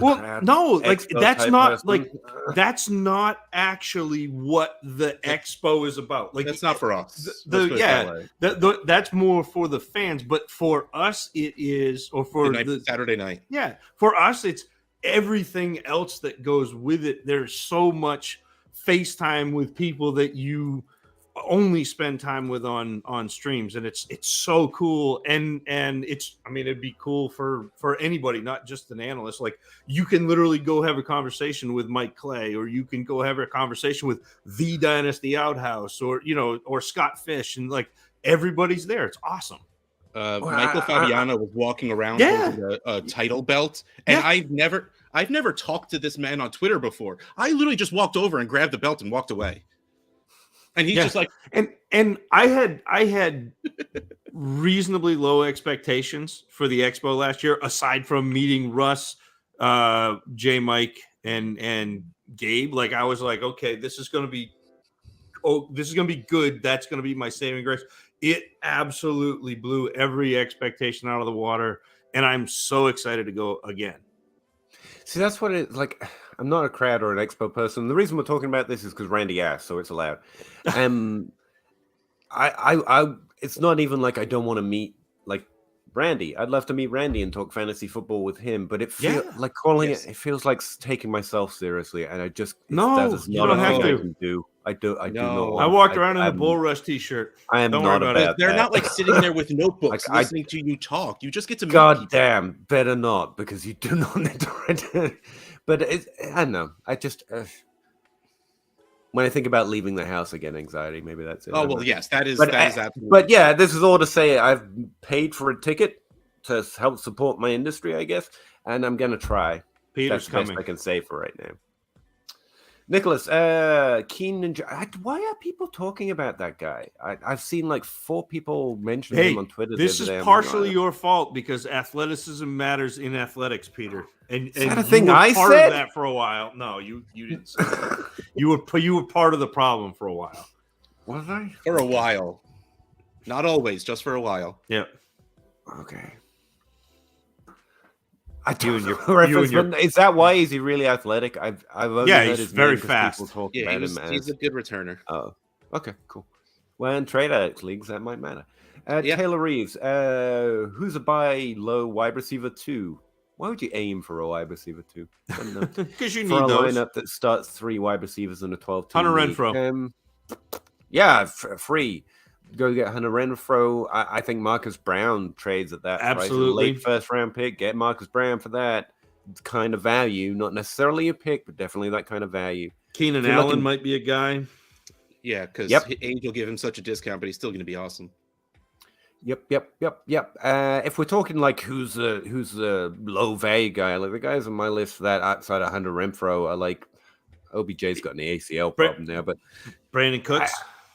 Cooks. Even I've though got he's got Cooks. big trade rumors again. I think Landry care. and He Boyd puts still up might have a 1,000 little bit yards. left in the fantasy tank for Boyd. nothing. Basically, I was thinking Boyd.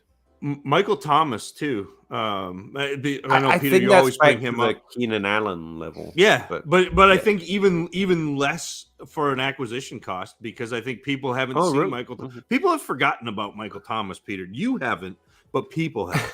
We do forget. Also, like, there's the noobs out there that haven't seen Michael Thomas do it. Yeah. I pray to God that Locke nor Bridgewater ever start again.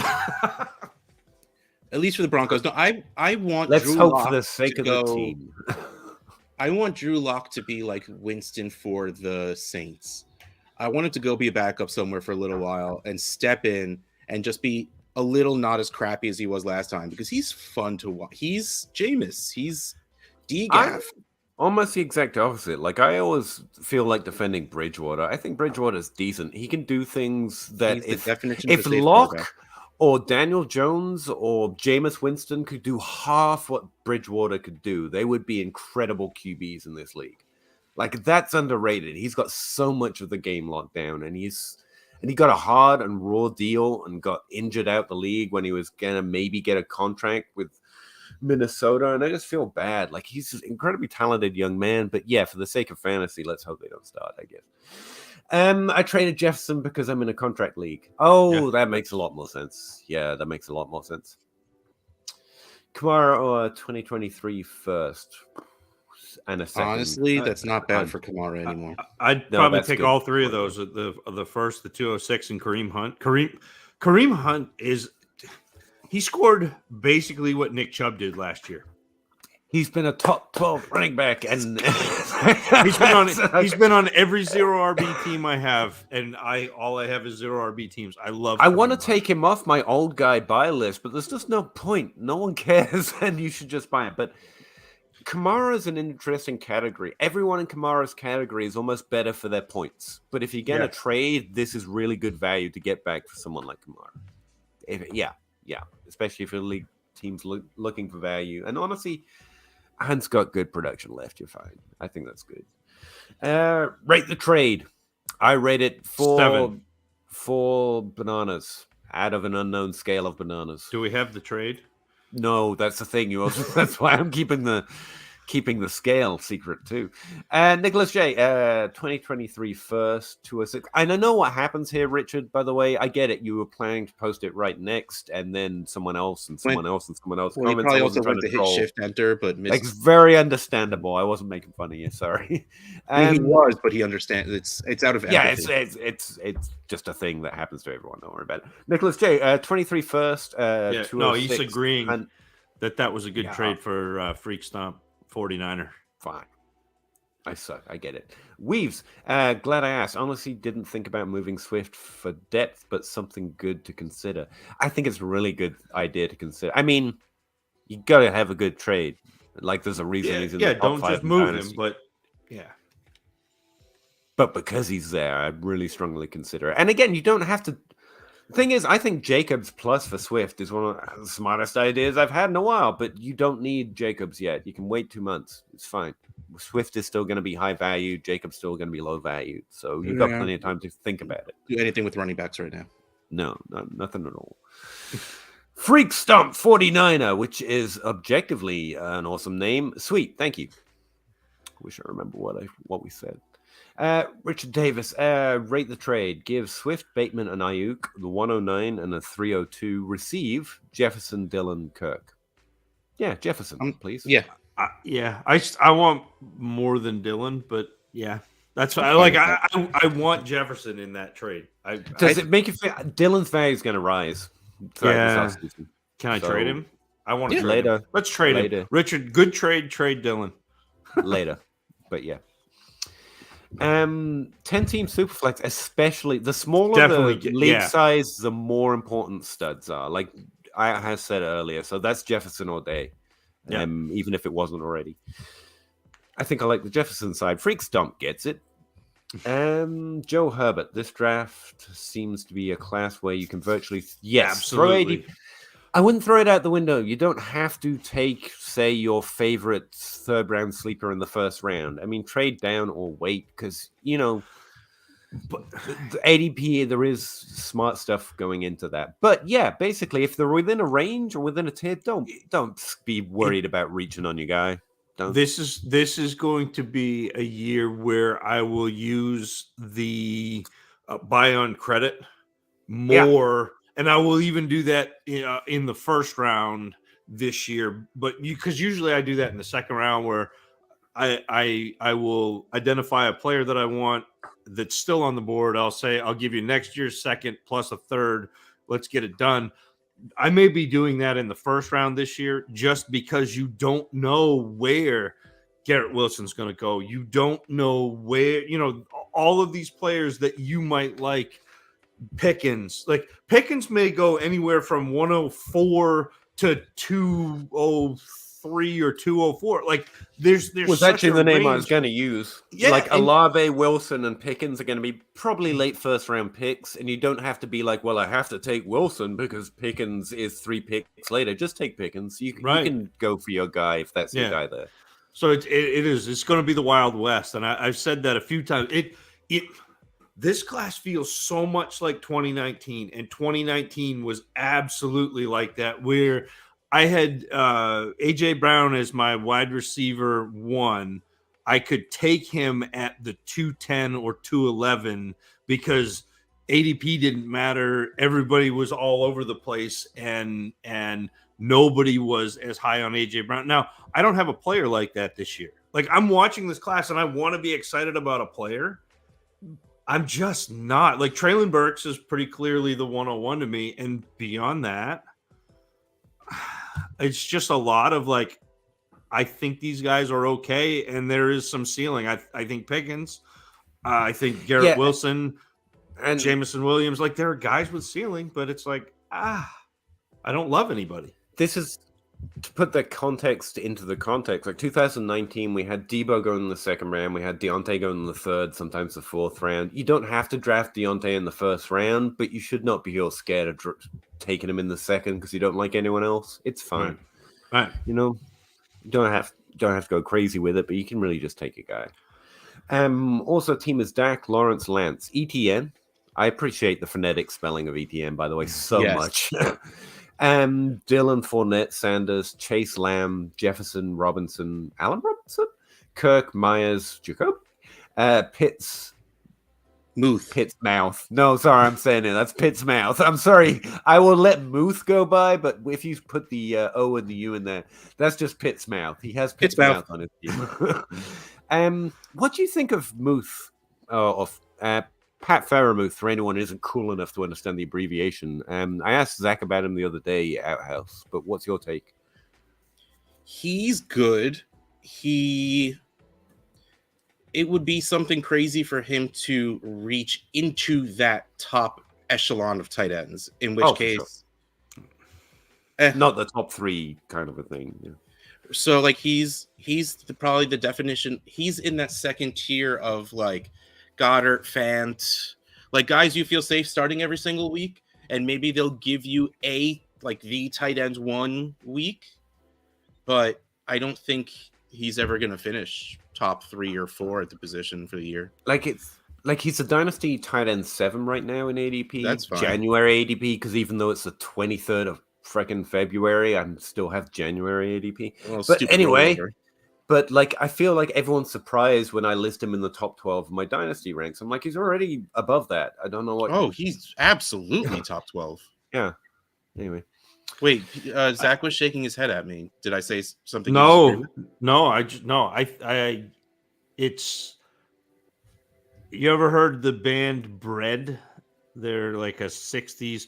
They had a song, and it started out, "It don't matter to me," and that's how I feel about every tight end after the top 5. Like, it's fine. Muth is fine. He's touchdown dependent.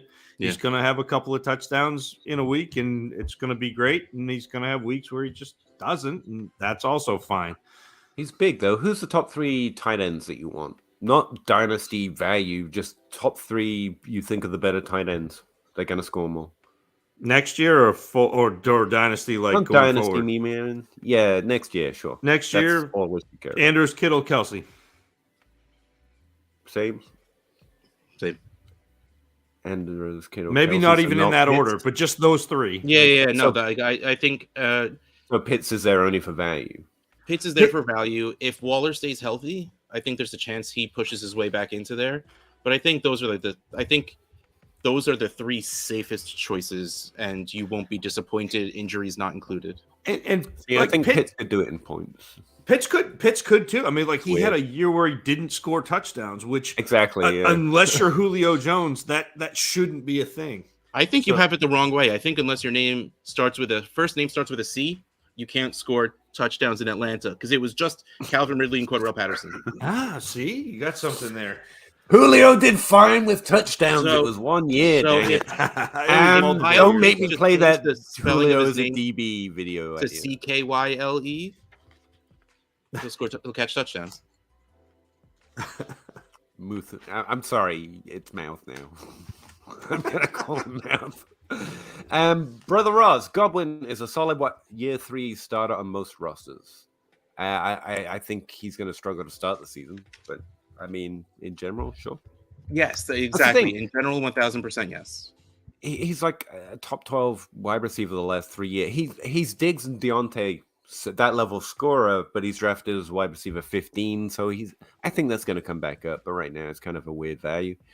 Max Borge, any good? I mean, he caught 86 receptions 1 year, so he can probably catch a ball or two.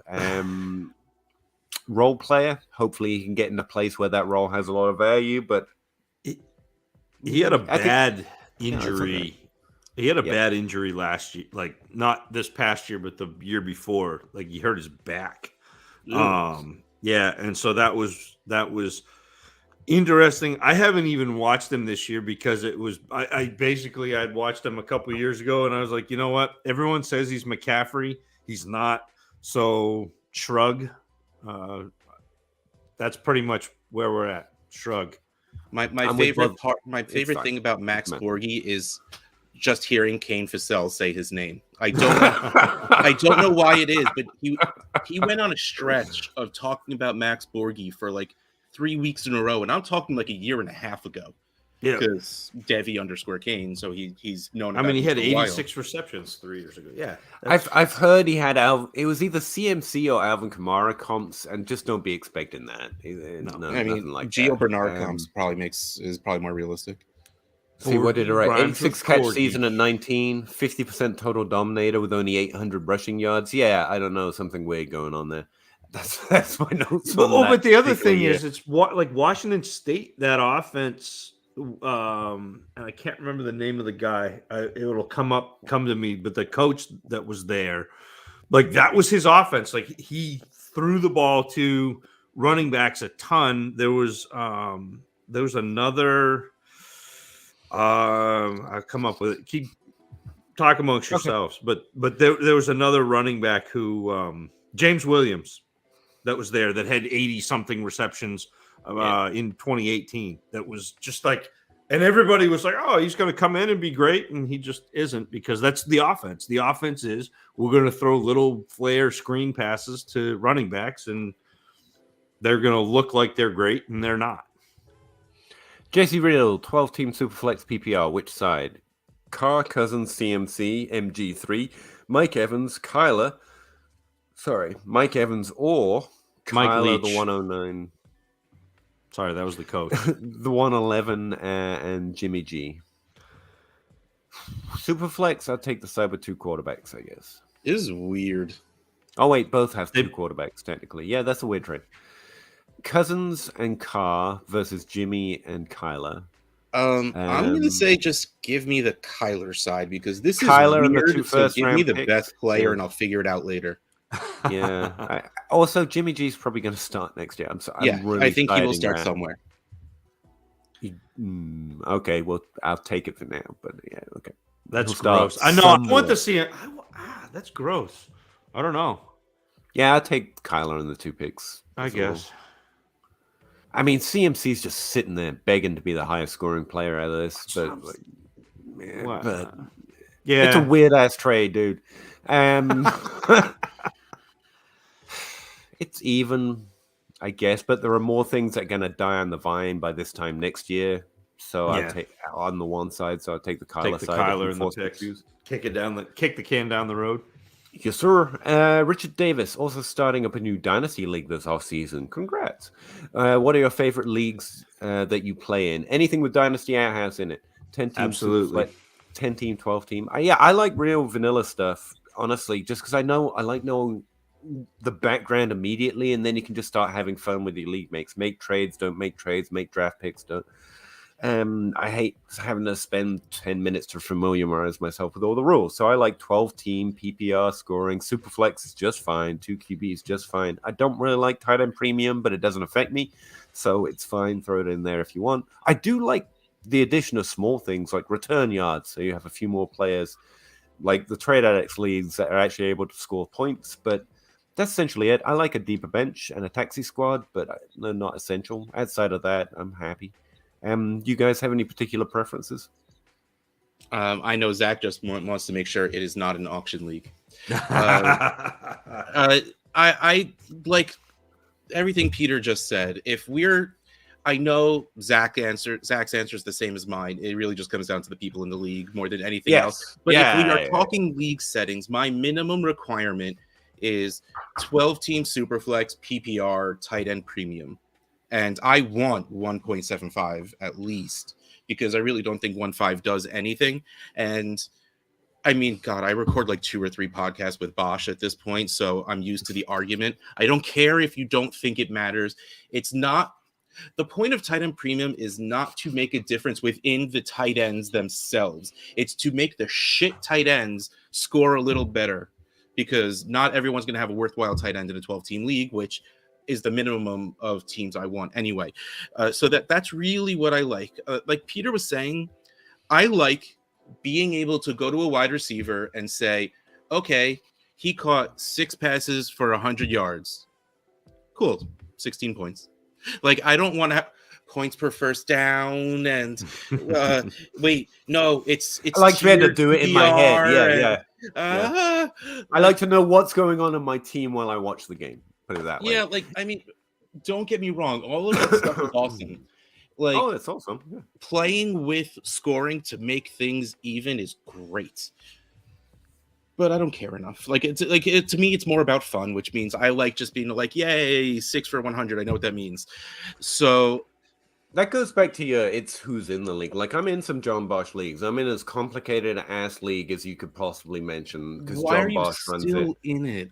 And because I'm still I love everyone in there. I like hearing them talk about.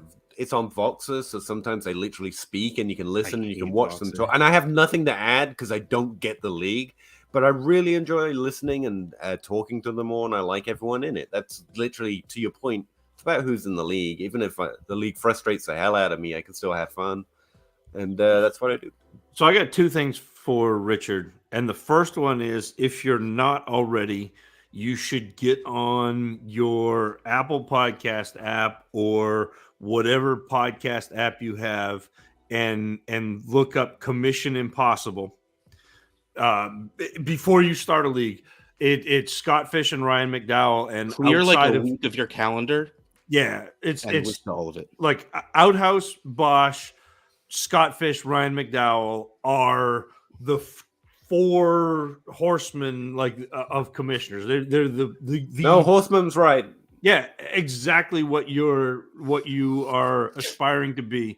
The second thing I will say is I really enjoy a setting that Kyle, who is the commissioner of my home league, has put in with taxi squads. And we have an unlimited taxi squad for the first 2 years of players. And the reason why I love this is because it all of a sudden makes second, third, fourth, fifth round picks valuable, because you can draft players and have them not count against your roster requirements, roster restrictions, and just have them. And so it makes these picks valuable to trade. It makes the picks valuable to have, because you can take 15 shots in, the third, fourth, fifth round of a draft in a rookie class, and just set them aside. And if one of them becomes something, that's great. And so it increases the value. Otherwise, to me, after a mid-second, I don't care. And during a season, I don't even care about a second. I don't care about second round picks. I don't care about third round picks. And the only leagues I do are the leagues that I'm in with Kyle, that has the unlimited taxi squad and that ability to stash players for 2 years. I like that idea, because taxi squads kind of suck. I love the idea of them, but everyone's got you have to take them off the taxi squad after a year or 2, and I'm like, let's just not do it then. Let's just have bench spots. Why do I have a taxi squad? Because why I want them is so I can draft my third, fourth round guy, because the reason they're low is it's Hunter Renfrow. They're going to break out in year 5, and you're going to make me bench them after year 2. Like, that's not the point of knowing about a deep player. I should just be able to stash him and keep him there. And you can all bitch he's not on the waiver wire. Tough. I drafted him. I saw it coming before you. Otherwise, there's like no value in like deep research. It's just like, I'll do what everyone else does and take them off the waiver wire. Like, I wish taxi squads were basically, if you drafted them, you can keep them till they retire. Screw you. You should have drafted them. Like, that should be the advantage of spending a draft pick to put someone in your taxi squad. Instead, it's just like it's kind of nothing. Taxi squads, yeah, I like extra rules about taxi squads, maybe, but just getting on a high horse. B. I'm just gonna call you B. Dynasty SFX 6 points touchdowns. Would you trade Joe Burrow for Mac Jones in the 105 and the 2023 first? Yeah. Yes. Yeah. And I'd have that kind of attitude about it. Yeah. Maybe. Yeah, I would. Yeah. Russ is shaking his head. Russ would not. No. Look, I get it. The value is there, but I don't want it. Fair enough. If it was someone with a better upside than Mac Jones, if it was maybe the 103, we could start talking. But okay, I think that's fair. Mac Jones and the 105 are so meh, and that 23 first can be the 112 for all we know. I think I'm a little lower on Burrow than most. I think that's what was making me go, is sure. But honestly, no. He's just on the outside of it. Okay, wait. Let me rephrase that. How big is your top tier quarterbacks? You can make me look. I'm gonna say 5 just as a guess, but I can look. Well, see, like what I was talking about in that draft I was in, my top tier at this point is pretty much 6 players. Now, the reality is the top is probably 3 players, but really, it's those 6 players. Yeah, I got 5. Mahomes, Herbert, Kyler, Allen, Lamar, and and Burrow. So here's a question. Yeah, I stopped just before Burrow. I don't think he's in that difference-making points category. Do you think you could pair Mac Jones in the 105 and go get a quarterback that would move the needle? Because I'm with you. Mac Jones doesn't move the needle. He's a mid-range QB2. That's what he is. But it's so specific that you're going to have to find someone that wants Mac Jones, that is willing to downgrade to Mac Jones and hold it at Mac Jones. By the way, Burrow was QB 9 in points per game. Yeah. That's good. Yeah, it's good. He was and in the the only top 50% of weeks, same as Kirk Cousins. He played them all, which makes me happy. I get it. Usually in a league that is active, if you could find let's say you wanted to trade Burrow away. I'm gonna make this super specific. If you wanted to trade Burrow away for whatever reason, maybe you don't think he's the top tier, and this is 3 firsts, and that's what you get for top tier quarterbacks. You say okay, but I think what Zach was saying is the right way to have to think about it in that case, because this shouldn't be your last stop. No. But chances are, I want to hold on to that 23 first instead of holding on to the 105. I think you'd have a better chance trading Mac and the 23 first for a different quarterback. But you are cutting your trade pool into such a small group, looking for someone willing to downgrade from a difference-making quarterback to Mac Jones in the 105. But I think you could, to Peter's point, I think you could probably go look at Kirk Cousins, who's not a difference-making quarterback, but he's good in what? But neither's Burrow. But Burrow has the ceiling weekly to be able to do it. Yeah, every week. That's the thing. He scores like Kirk Cousins, and he's valued 2 picks above. But listen, he scores like Kirk Cousins, and has been running for his life behind an offensive line. You haven't seen Burrow run yet. I'm not talking about how good he is as a quarterback. Obviously, Burrow's phenomenal. That's a different thing. No, but I mean fantasy wise, you have not seen Burrow run yet, and Burrow can put up the same rushing floor as Herbert and those guys that are getting 25, 30, 40 yards a week. Burrow can do that. Dak though? Dak can, or certainly Dak can. Dak was my butt when I went on 4 for 4 this week. Dak was my buy at quarterback because I think people are overlooking Dak Prescott, who had a bad year as QB9. I'd say that's the difference. It's not, the value's fine, and I would be okay trading Burrow, but I'm not just trading him to trade him. So go look for your Dak Prescott and get something on top of Dak Prescott for Burrow, and suddenly it's an interesting trade. Yes, right? fair. Instead of just this. Mac Jones. Mac Jones is not the quarterback that you want to stop on. If you spin that wheel of quarterbacks, Mac Jones is not the guy that you want. Yeah, that's if your roster is just a barren wasteland, so you're adding value at all cost, I get it. Just get the 3 things that you can trade as 3 firsts and move on. But you're outside of that, I think that's a better move. Putting all of it together, we get the right answer. You see, we merge into one fantasy mind. Jesse Riddle. Look at that nuance. No nuance. The enthusiasm. Jesse Riddle. Also, I hope you dudes are well. I'm fine. Thank you very much. Are you guys well? Yes, they are also I'm starting to lose my hair, but other than that, I'm good. I'm sad to hear that, Zach. Wait, hold on. Let's just dropped in. Grab some over there and... Thank you for stopping by to send a quick question. Really appreciate it. Jesse, hope you listen to it later, I guess. He sounds like he was leaving. Jerry Judy 2023 mid to late first. Wait.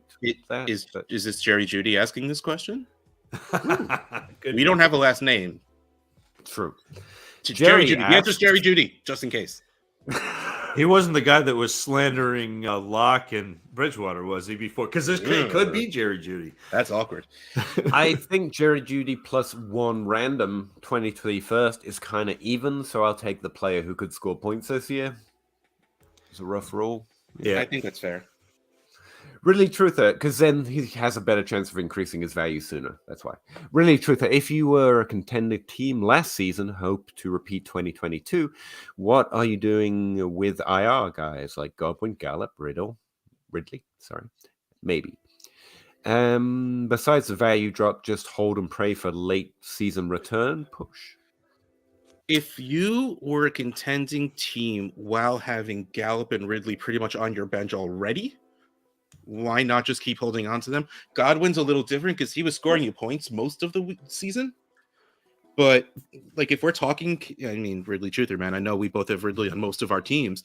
There's no reason to trade him away right now. You might as well. I would look to trade him. I would still look to trade him because if you're already winning and these guys could go either way, I'm assuming if you're a contender, you have a lot of points, not necessarily as much value. I'd be okay, but you don't have to sell below market value. That's to Russ's point. You don't just trade him, but I'd be. That's it. You have Ridley on your team. You can set the price. Yes. You can send out offers to other teams, and if they come back with a rebuttal, you just say, "No, I'm good. Nope. That was my price." But if you get Calvin Ridley value for Calvin Ridley? Round pick. If you get a first round pick for Calvin Ridley, then I think it's interesting right now. But you can set your own line. That's what Zach's saying. I hate when Zach does that to me. He's like, "No, this is the price I'm willing to sell at." No, talk to me, Zach.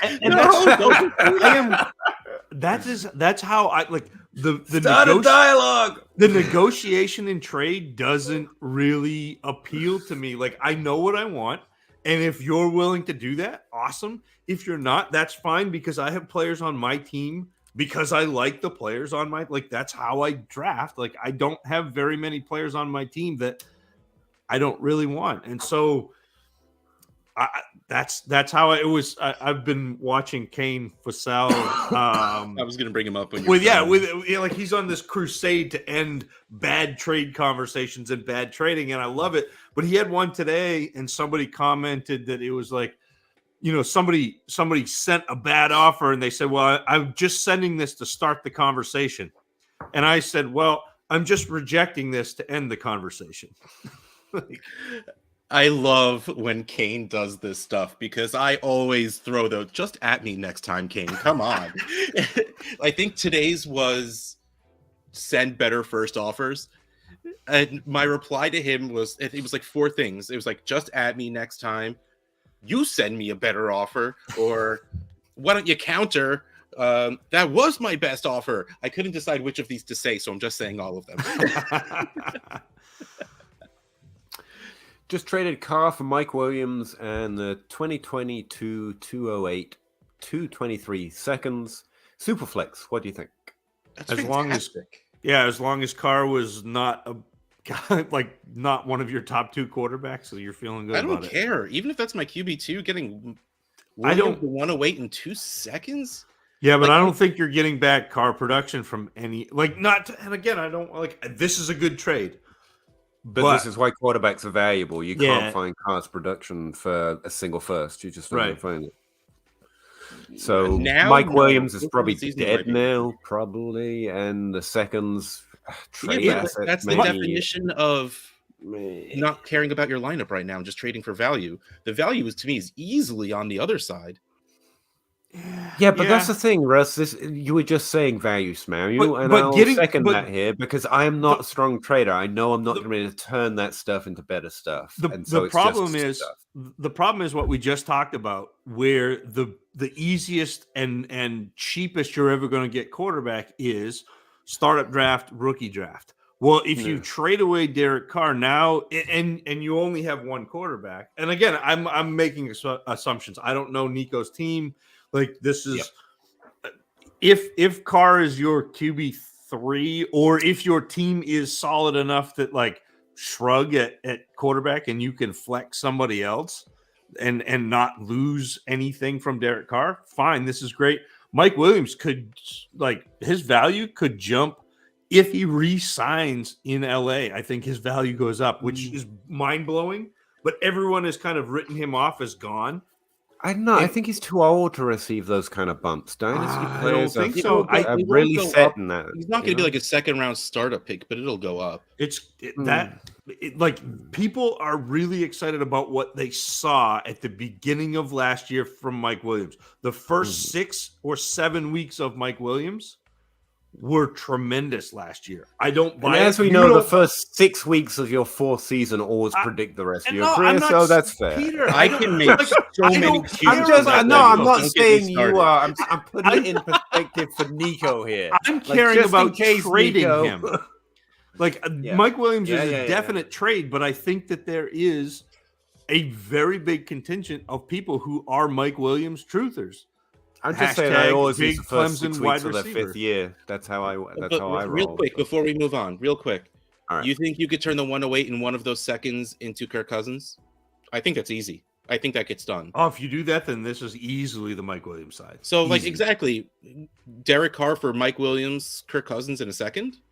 Yeah. I normally end up making my draft picks. I'm just going to outright say it, Russ. That's what being a weak trader feels like. I try to do Mike these Williams, things, and then I end Sam up making the Howell in damn 2 picks. seconds?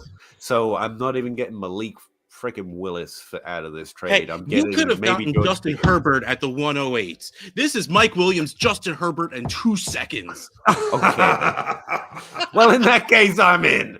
Let's You do better it. you better hope Kenny Pickett is real I really good. hope that voice Right? conveyed the sarcasm and no one thinks I was serious. Sam Howell No, for life. that's not how I'm going to clip it. Ridley Truther, realizing a lot of my teams have at least one, if not both. Good job, Ridley Truther. Oh, that's he was Gallup talking and about Ridley. Gallup, Godwin, and Ridley. Sorry, I don't remember things from 5 minutes ago. I apologize. Peter the Goldfish. Hey, we're back. That is actually incorrect. Goldfishes have very good memories. It's true. Well, then Not as definitely good as not. octopus, but whatever. Yeah, it could be worth drafting, but Octopus, I way too don't smart. have a lot of. They're scary. Dynasty HPPR half point. That really freaked me out for a second. That was Half clever. That was PPR. clever. I like that. And most people type the 1 and the 2, and that's a waste of characters. Now you say it. Superflex X tight end premium. Would you move Tyreek Hill for Juju and a 23 first? Team is basically in rebuild. No, that's too low. But I don't mind the start. That's an interesting builder trade. That's an interesting one to counter. Tyreek's trade value has died for no reason. Really? Oh, I did not know. Oh, okay. In the very few leagues I have Wow. him, I can't move him for the life of me. I haven't Trade Addicts 1. I was trying to blow my team up, and the best offer I could get for him was my 23 first back for Tyreek Hill and a third. The guy wanted on top of Tyreek Hill to get a 23 first. Wow.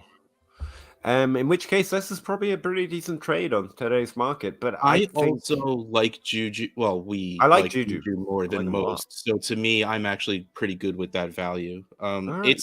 It seems like not a lot, but I think it's not bad in reality. I'm going to defer to Russ on this one. He tends to know what you can get for players better in leagues right now. So, yeah, there you go. Joe Herbert, crab cakes greater than cupcakes. No. Oh, yeah, I said I ate a cupcake. I disagree. Greatly disagree. Come Not at as me, good with Joe. frosting. I was going to say. I would like crab cakes better if they had frosting. Actually, to be honest, I'd probably rather eat crab cakes. I'm not a big sweets guy, but I am just not either, wanted to but I be don't like crab. contrary. Bob Gilchrist. I've heard of him. Stop the startups. They have a heart. Anyone read here? Anyone read? Stop the startups. startup. Have a heart. Have a heart. Adopt an orphan team. There you go. Actually, I love We did adopting that in orphan unison. teams I because don't then it's wanna- not my fault. I can suck for years and be like, "Man, the don't- guy originally built this I- team, put me in a pickle." I don't want an orphan team because people don't build the way I do, and I don't enjoy trading. And so it's just like I have to wait for 6 rookie drafts to have a good team, and I don't want to do that. I would much rather have someone else draft my team for me and then let me take it over after that. All right, we got a deal. Adopting orphans can be a tall task, but the good ones will. The goodwill goes a long way. Matt Tom, I don't. It sounds right, but like I don't. They're still playing on the Goodwill fact from of the who? word orphan. Oh, Please, that's sir, may I clever. have some more? It's too clever Dynasty for me. leagues? Sorry, Matt Tom. Mike Thomas, 2022 109. James Conner. James Just James Conner, Conner all side. James Conner all day. Obviously, Conner why? side. That Why is so you- easily T. Higgins for me. Why is? Yes, T. Higgins. I give up. Why is everyone asking about Jacob? This is like some sort of epic troll of this one. Yeah, someone is. weird, They're very definitely grouping up obscure to fuck with us. streamer. Like we're just gonna ask him about James Conner until he dies, until he leaves. Anyway, Zach, it's Boutte, Keyshawn Boutte. Yes, it is actually Butte. Yeah, I don't think many people have hope. I'm going to be able to say very normal and correct names properly. Like I struggle, and that's not the name's fault. That's fine. Lefty is laughing. I agree. Happy to be back with you all again this week. Looking forward to the NFL Combine to cut down the amount of slander this class is getting. Everyone wants studs, but quality depth helps win titles. No, that is Dave and false. sports cards. Couldn't care less about the Combine, and I think while this class is overly maligned, I think there's less ceiling here. But then again, there could be a couple players with the most ceiling. So yeah, Are kind of split the baby on that. How many players, Zach, do you feel will get a big swing from the combine? Like, there's usually I know there's always like There's one a or John two players Ross where, in here, and there's a. I need to see what he runs. I need to see what his burst score is going to be. Is there any players that you think? Now I know it's just a factor until we get to draft capital. I know. Garrett but- Wilson. Garrett Wilson, I think, is going to impress specifically in like cone draws and stuff and elite burst scores. And I think a lot of people are going to run with that because a lot of people really like him. And I think that's fair. I think his production's good. So I don't care. But I think he could, get wide receiver 1 buzz. Yeah, Wilson, Kyron Williams. Yeah. The Tyler Batty. maybe. No. If he did something special, he could really rise. Beatty is interesting because you look at his production and you're like, wow. And then you look at him and you're like, yeah, really? Like, but if he turns out to be like a champion squat lifter or something, then that really, you know what I mean? James Cook is another one that I think could end up boosting his overall because he was again at Georgia and was kind of a secondary piece next to Zamir White. But if you see him test really well, that could be somebody.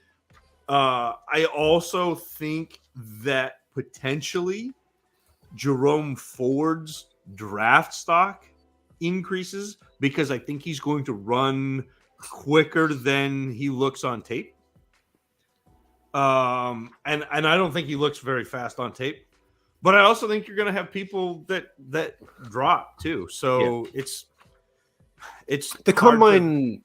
It should, and if it goes on, here's the thing: it's like the Senior Bowl for me at this point. It's teams get a chance to get their hands on, absolutely, probably literally, and that does have influence. They're going to learn a lot more about how well they work with him. If they're going to be a good fit, they're going to see the move in person, and those interviews are important. If all that happens, I think it's really important to a lot of players, and so I think that's a fair point. And I do I am siding with this class is getting a little maligned. But it's for reasons, but it is getting a little maligned. Bob Gilchrist says he's going to fly to Kentucky, then decide if he goes to Canton. And please tell me this is not how far behind we are in the comments. That is how far behind we are in the comments. We're only 45 minutes now. We were half an hour. Oh, it's fine. It's fine. We're 2 hours in, just getting to like the 7th comment. It's fine. Randy, I ran into Hall of Fame players all the time in the 2020 Tap House. Okay. Morton Anderson and Truth Thomas were hanging with me and my buddy during the pro draft. I used to have Thurman Thomas poster on my wall as a kid. He was really good. The Terminator. He forgot his helmet. I love those 80s, 90s posters with the nicknames. Yep. So good. I live 20 minutes from Canton. Peter, you can crash with me. That sounds awesome, Randy. Actually, yeah. I just signed up to live in a random person's house for a little while. That's cool. Really, Truth, Peter, I don't want to burden anyone like that. It's fine. I can afford a sleeping bag. There are streets in Canton. It's fine. No, you don't want to sleep on the streets. We have floors. Peter's going to end up being crowned King of the Expo. Yeah, and like King of the Expo. Sorry. Kevin, I feel like Herbert is vaxxed. I just got a gut feeling. I don't know what that means at this point. Is vaxxed slang now for something, or does that mean he took his shot like a big? I think it really just means his shot. Okay, I have no idea what's going on with that stuff anymore. I stopped listening. It's too stupid. How's it hanging, guys? 12-team Superflex PPR. I traded Mooney, Ayuk, and a late first for hopefully something good. Waddle, yeah! Win. And Nico Collins. Sell Nico Collins for whatever you can get, but you still won the trade. Hold on to Nico Collins. They're going to trade. No, they're going to trade Cook. Someone has to catch the ball. No, they don't. Vacated targets. No one needs to get the ball. Nico Collins is another one that turns up on my feed. I'm like, what are you people doing? This is a type of player I'm going to hear about in 3 years. Remember when we held out hope? No, I don't. I never did. I never fell for that. Listen to me once. Sorry. Like I know shit. I wasn't sure he was laughing or crying. I got kind of worried for a second. Jackson P. Herbert is vaccinated. Sure. I thought all NFL players had to be. Nope. I don't know. I don't care. They don't have to be. Is Burke still the 101 if he goes to the Browns, Eagles, or some similar team? I don't. In the first round, yes. I think taking the running back over Burks is a fine. You can take Hall over Burks. He's not a locked-in 101 because depending on the draft, if they both get decent draft capital, I think Hall's a running back who's going to score points too. Yep. And wide receivers don't produce as early, so Hall could easily produce earlier. So, yeah, he's still the wide receiver 101 is what I'm going to say. Is Lamar Jackson worth the 101, the 105, and a late 23 first? Yes. I won't feel good about it. The answer is yes. I don't know if I have the wherewithal to send it. I'd probably rather just keep Jackson. I might not I might stick with the 101, 105 in the 23 first in this one, and not because Lamar Jackson's not worth that, but because I think that you're going to see Malik Willis drafted early.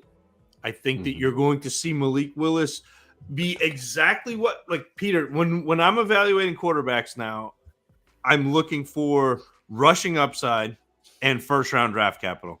And Malik Willis is going to have both of those. Yeah. So you're going to end up with a top 12 quarterback plus the 105 plus a 23 first. I don't hate that. Yeah. Yeah. If your team's in strong rebuild, trading for picks makes sense. Switch the 101 out and say, if I said to you, would you trade Lamar Jackson to get Jalen Hurts, the 105 and the 23 first? Would you do that? What? Sorry, instead of the 101, if I said Jalen Hurts, so Jalen Hurts, the 105 or 23 first, or Lamar Jackson, which He's you been take. comping Malik to Jalen Hurts. Yeah, I it's think- better. Yeah, I get it. I think they're going to be. I think they're very similar and will be very similar value wise. You know what? I'm just going to say it. Superflex ruins rookie drafts. I have to take worse players that I Absolutely. don't like over players that I do like. and I just Superflex hate ruins it. quarterbacks. So, screw Superflex rookie draft. It's a artificial value of bad quarterbacks, which is fine because people like it's. It was. Well- It's like the. No, Dude, but I'm it going to is. fight you on this one because No. this is more having to do with running being for quarterback scoring than it does for Superflex in general. Because Absolutely. you're going to have that same argument with one QB, but it just take the picks out of it. Like you're arguing Jalen Hurts' upside because he can run so much, but if you got 0.5 instead of 0.05 instead of 0.01, no, hold on. If you got half the points for QB rushing yards than you did for regular rushing yards, Right.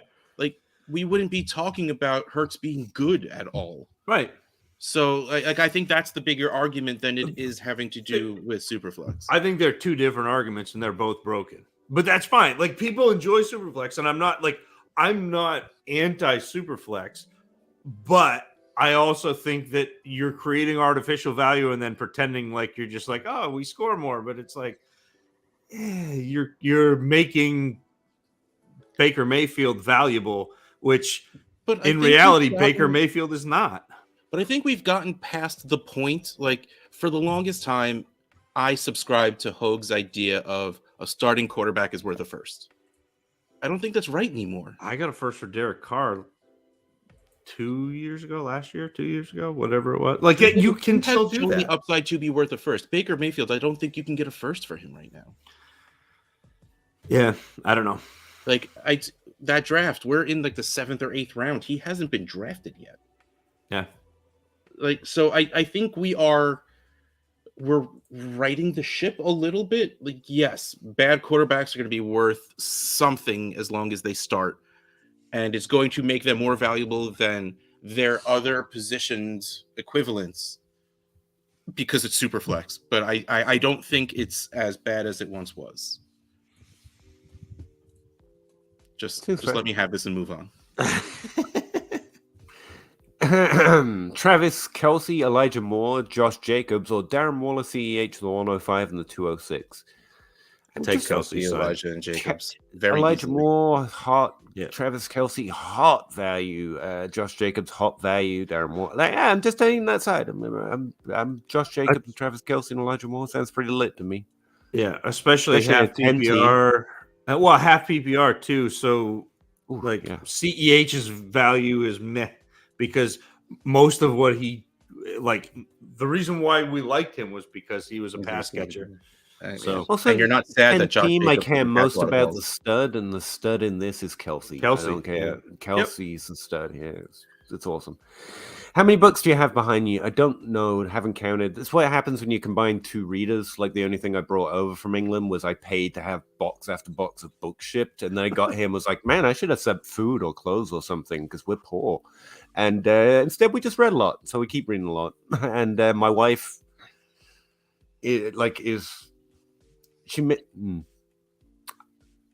how do I say that real quick? My wife very reads carefully. real fast to the point that I feel like I'm a slow idiot, and I am, but like I don't normally feel like it. But so I'm most such of a them are slow my reader. wife's. And this bookcase, that bookcase, or one around the corner is the question I'll ask. But I'm gonna guess around 10 books. Jesse Riddle left my ass off. Probably Okay. shouldn't have said that out loud. That made me so happy you guys said it was a weird trade. Tyler and Cal seemed a little caught off guard. I love making obscure trades like that. Well, we love you for it. I was on the side receiving Kyler. so you won the weird trade. I will you go. say though, like I read on a Kindle, and it makes me sad not to be able to do what you have behind you.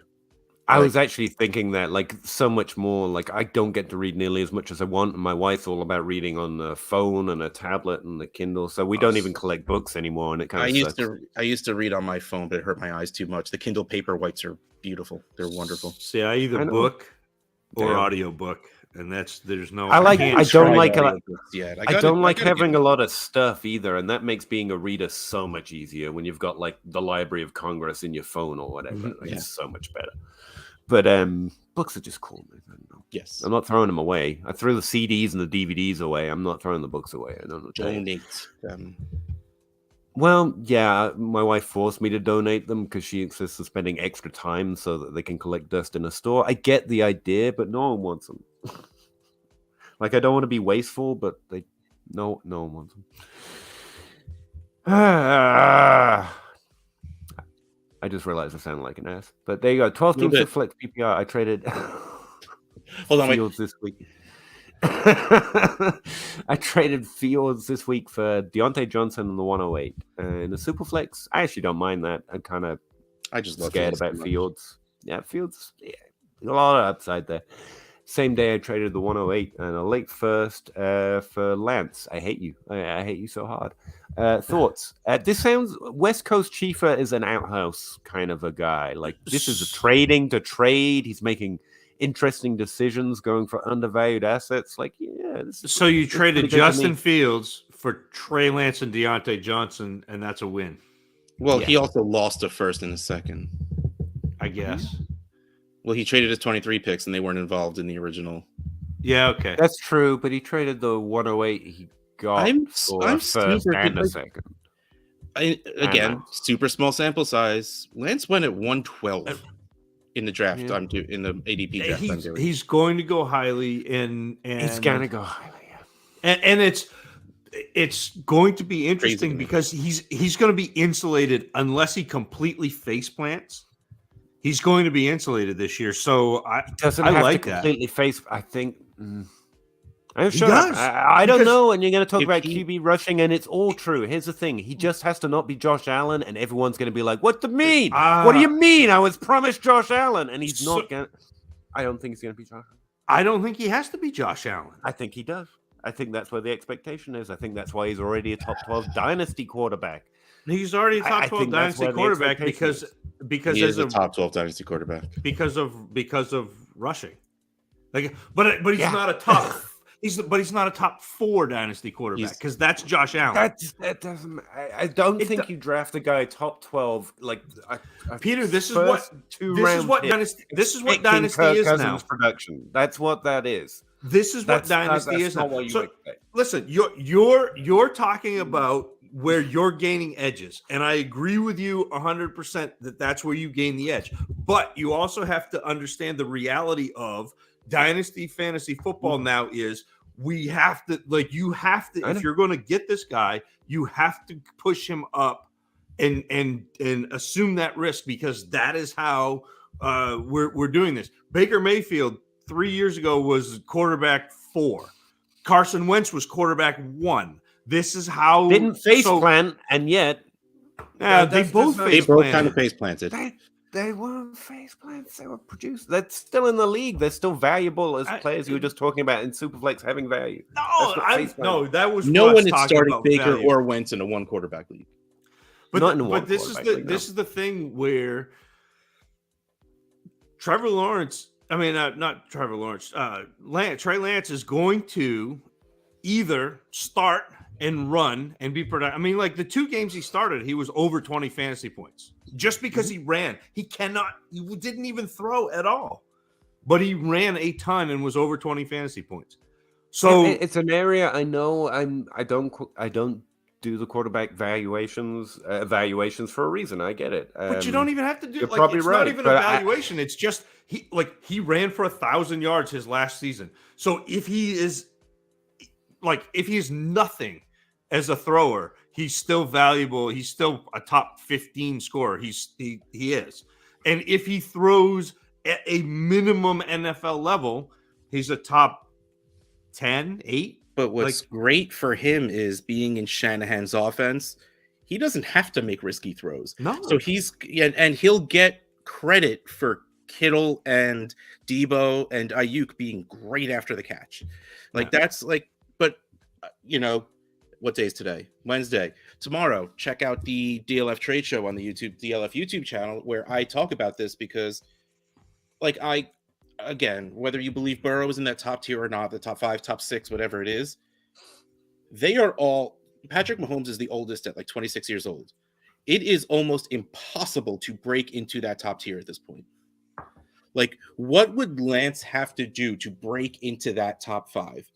It's insane to think about it. So yeah, to it's me, insane. Like, it's the only way he can go in value, and yet he would have to get there to improve in value, and we're already paying for it, thinking if he does what we think he does, he might get to not that tier you're talking about. And we're already valuing him as far as he can be valued if he's not.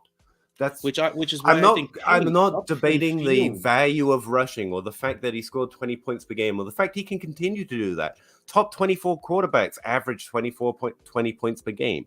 He has to get to the 24 points per game threshold, which is that top tier. That's the only place he has left to go. We're already valuing him the only other place there is. There's nowhere else to go. And you're saying what he could do is where we're currently valuing him. You're saying that won't be disappointing? I think that would be disappointing. So I think that would be disappointing. I think if he pays off what we gambled he might be, I think that would be disappointing. But that's just guessing what people are going to feel. And you know, shit, I don't know what people feel about rain. So what would I know? I'm just saying.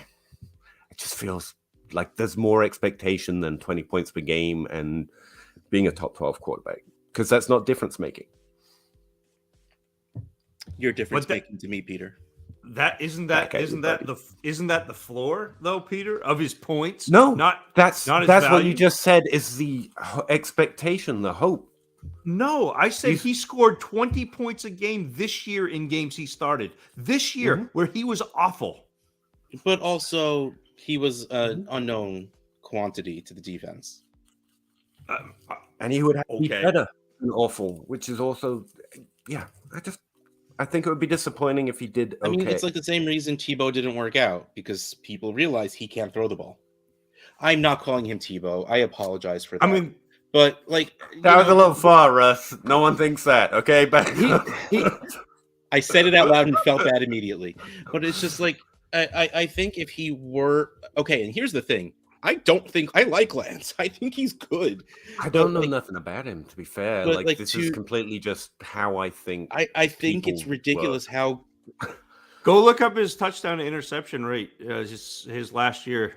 I literally don't have anything bad to say about the player. It's not even about that. I hope he succeeds. I just think where our expectations are like to go up, he would have to hit that top tier, and I don't know how he does that. But I don't. No, but his value rocketed up.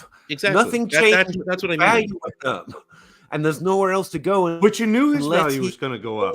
Like last year in the rookie drafts, you knew his value was going to go up. He went at 3 overall. And he's a great runner. He ran for 1,000 yards. He did not throw an interception his senior year or his junior year. Like he literally his touchdown to interception ratio is undefined. Okay. Like he is, again, the floor is that rushing. The ceiling is if he's a good thrower. So taking him at quarterback 12 is not a huge leap. No. QB 12 is a huge leap. I'm not even saying that's a huge leap. I'm just saying the wheels could come off if he does that. I think people want more than that for paying this already. And so if he does that, it'll be disappointing and it'll be hard to get that value, especially to get more if we're talking about a value asset. Yeah, but it's fine. It's fine. I hope the player does great, to be honest. Oh, shit. Sorry. Peter just wants to talk about books. Can we just talk about books some more, please? I feel very out my element talking about quarterbacks. Like one of the happiest moments of the Trade Addict show yesterday, was when Scott and I just stopped the show and started talking about Doctor Who for like 5 minutes. I don't know anything about Doctor Who. That's a confession. You're British. You're supposed to love it. I know. I don't. I nothing did. I have never watched an episode. Tight end premium leagues accent the difference between elite groups at the position and everyone else. Yuck. It's true. Yes, it does. It is a little unfair for the people at the top, but it makes you feel not crap when you have to start the tight end 12. but it makes me look really smart drafting two or three top 5 tight ends. Oh, don't give. Yeah, I have Kelsey and Waller on one or two teams, and I don't feel bad about it. But in teams where you don't, and you're stuck starting, like I can't even think of the shit worth of names that were like you got to start. But sometimes Kelsey gets hurt, and what else are you supposed to do? And you have to start Chris Herndon. And okay, thankfully he gets you 6 points instead of 3. I mean, tight end sucks, so you're trying to help it out. 12-team Superflex PPR, pick a side. 104, 111, 201, 202, Jesus, 102, or the 102. What? This is just ridiculous. Sorry. Okay. 411, the 201, 202, or the 102 and a first from next year and a second and a third. Give me the 102. Too many things. Next year. Yeah. 102 in the pick next year. Yep. No Nuance is a great fantasy team name. That's fair. I struggle with great fantasy team names. Most of mine are called. We'll give you the logo. Rate my trade. I still can't get it right. 4 bananas. Sticking with it. 12-team Superflex, 1 PPR rebuild. Derrick Henry and the 201 and the 203 for AJ Brown. Bananas. I'm not the biggest AJ Brown fan, and I still like that. I'd rather have AJ Brown than that. A minus because Derrick Henry's probably going to score points. But but still. Hit the like button, guys. Let's make Addison happy. I live to make Addison happy. I do not. Screw Addison, but like it anyway. Medical questions and high weight questions will be heavily impacted by Combine. Well, yeah, because that's where we find them out. Yes. But yes, that is a very fair point.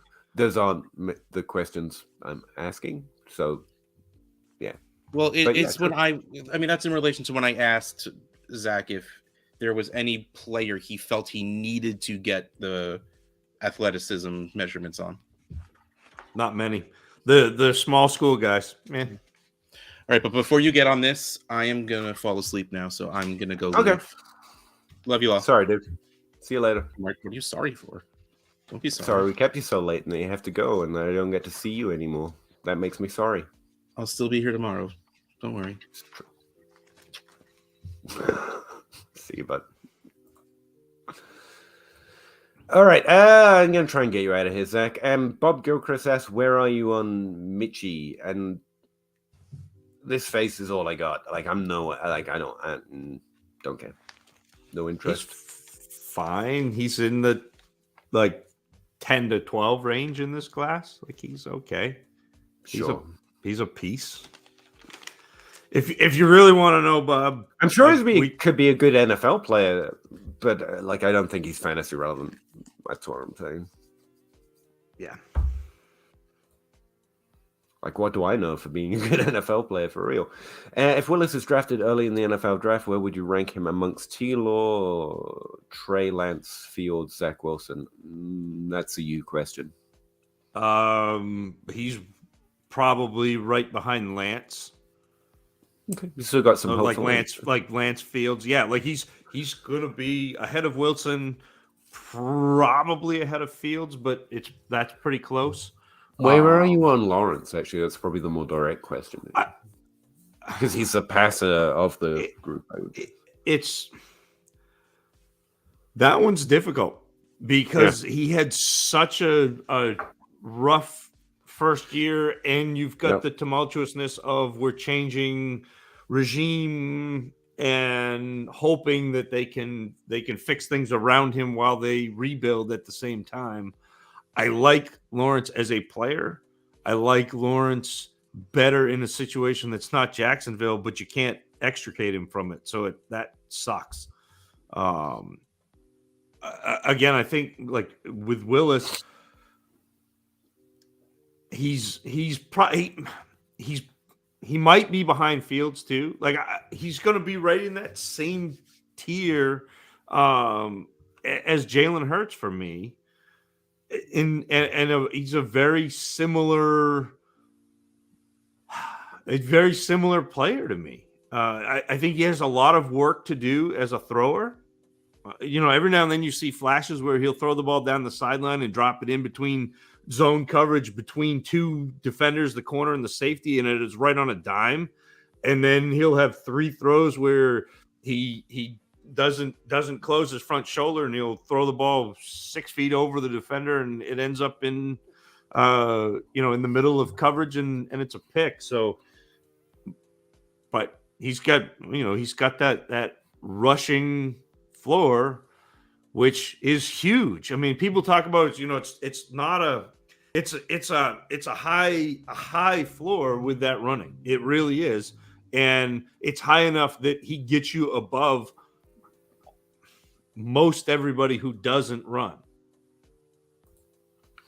Thomas Pritchard, I found athletic speed score only matters for running backs. I found it only matters for tight ends, but I do find it interesting just for figuring out how players might fit into the NFL, especially at wide receiver and running back. But yeah, mostly as far as it matters for tight end outside of that pass. I've never seen good athletic variance.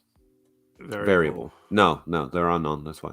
I mean, like say for tight end, height adjusted, weight adjusted, speed score are interesting. Even Sparks have some interest, but not.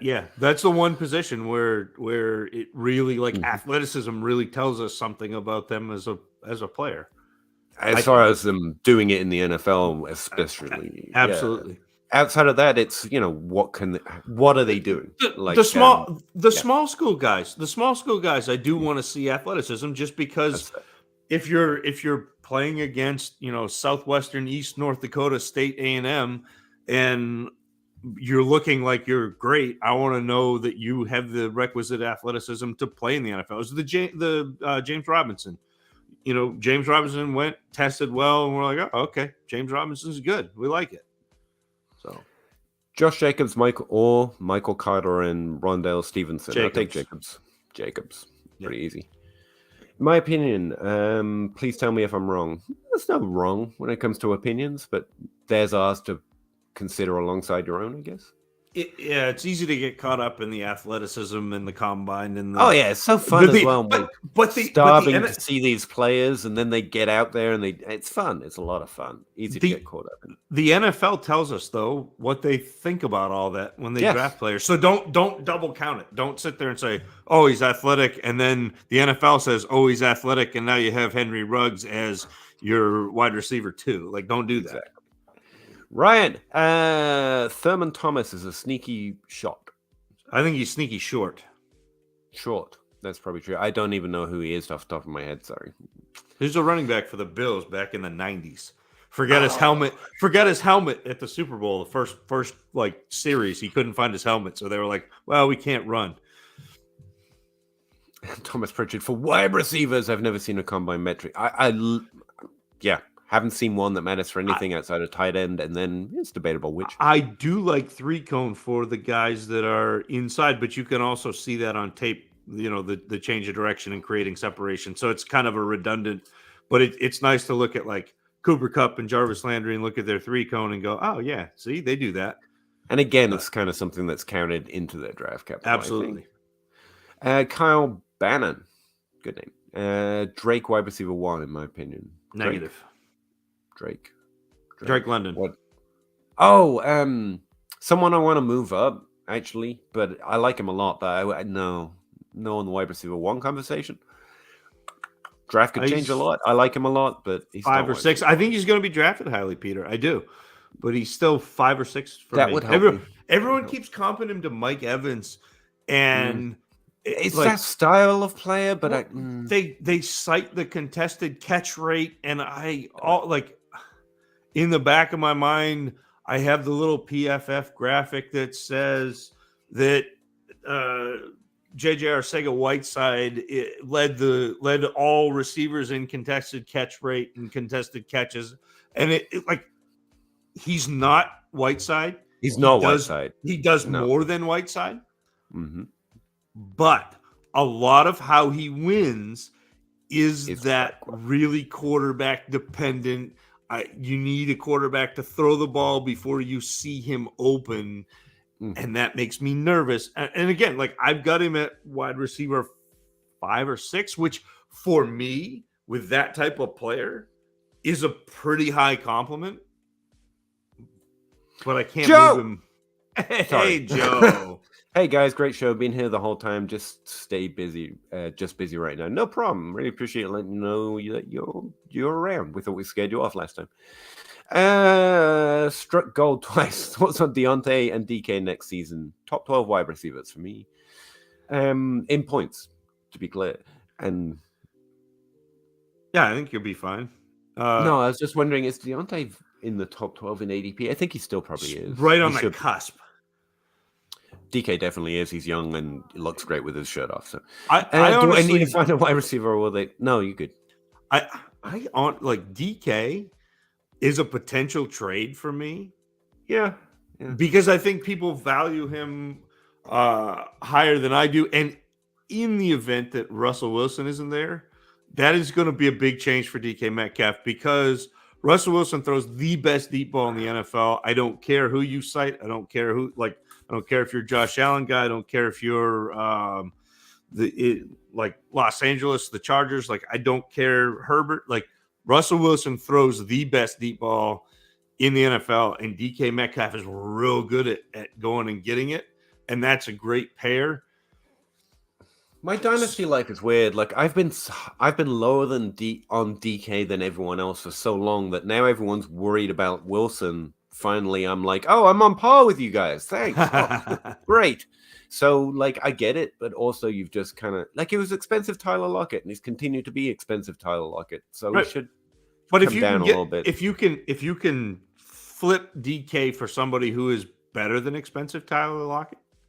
Yeah, that's the thing, though. I've already been there. I've done been out there doing that, so I don't have much DK. So, like, right now, being low on him would just be, I'm probably more in line with the market than I have been for a while. So, while I agree with everything you just said, I'm actually closer to the same as most people right now. So, you're definitely right. Yeah, there's a concern there. Can he do more things? Do you have an opinion on that? Like, you watch, so I really don't. Can he do more than the deep ball thing? Yeah, I mean, like, he has, and he's shown that with what he's done. That's what I'd say in Seattle. Like, he's produced other ways. The mean version of DK Metcalf is he can only run 9 routes. He's better than that, and he's done more. But he's never going to be the create separation in short areas guy. Like, he's never going to drive 100 target. I mean, like 100 catches. Like, he's never gonna do that. So, struck gold twice. That's what I'd say. I think you're fine. You should not panic trade either of them, but you can explore. DK's got more value, and he should do. You can explore trades, but I wouldn't panic trade him on that. Panic trade for wide receivers. Just anything like that.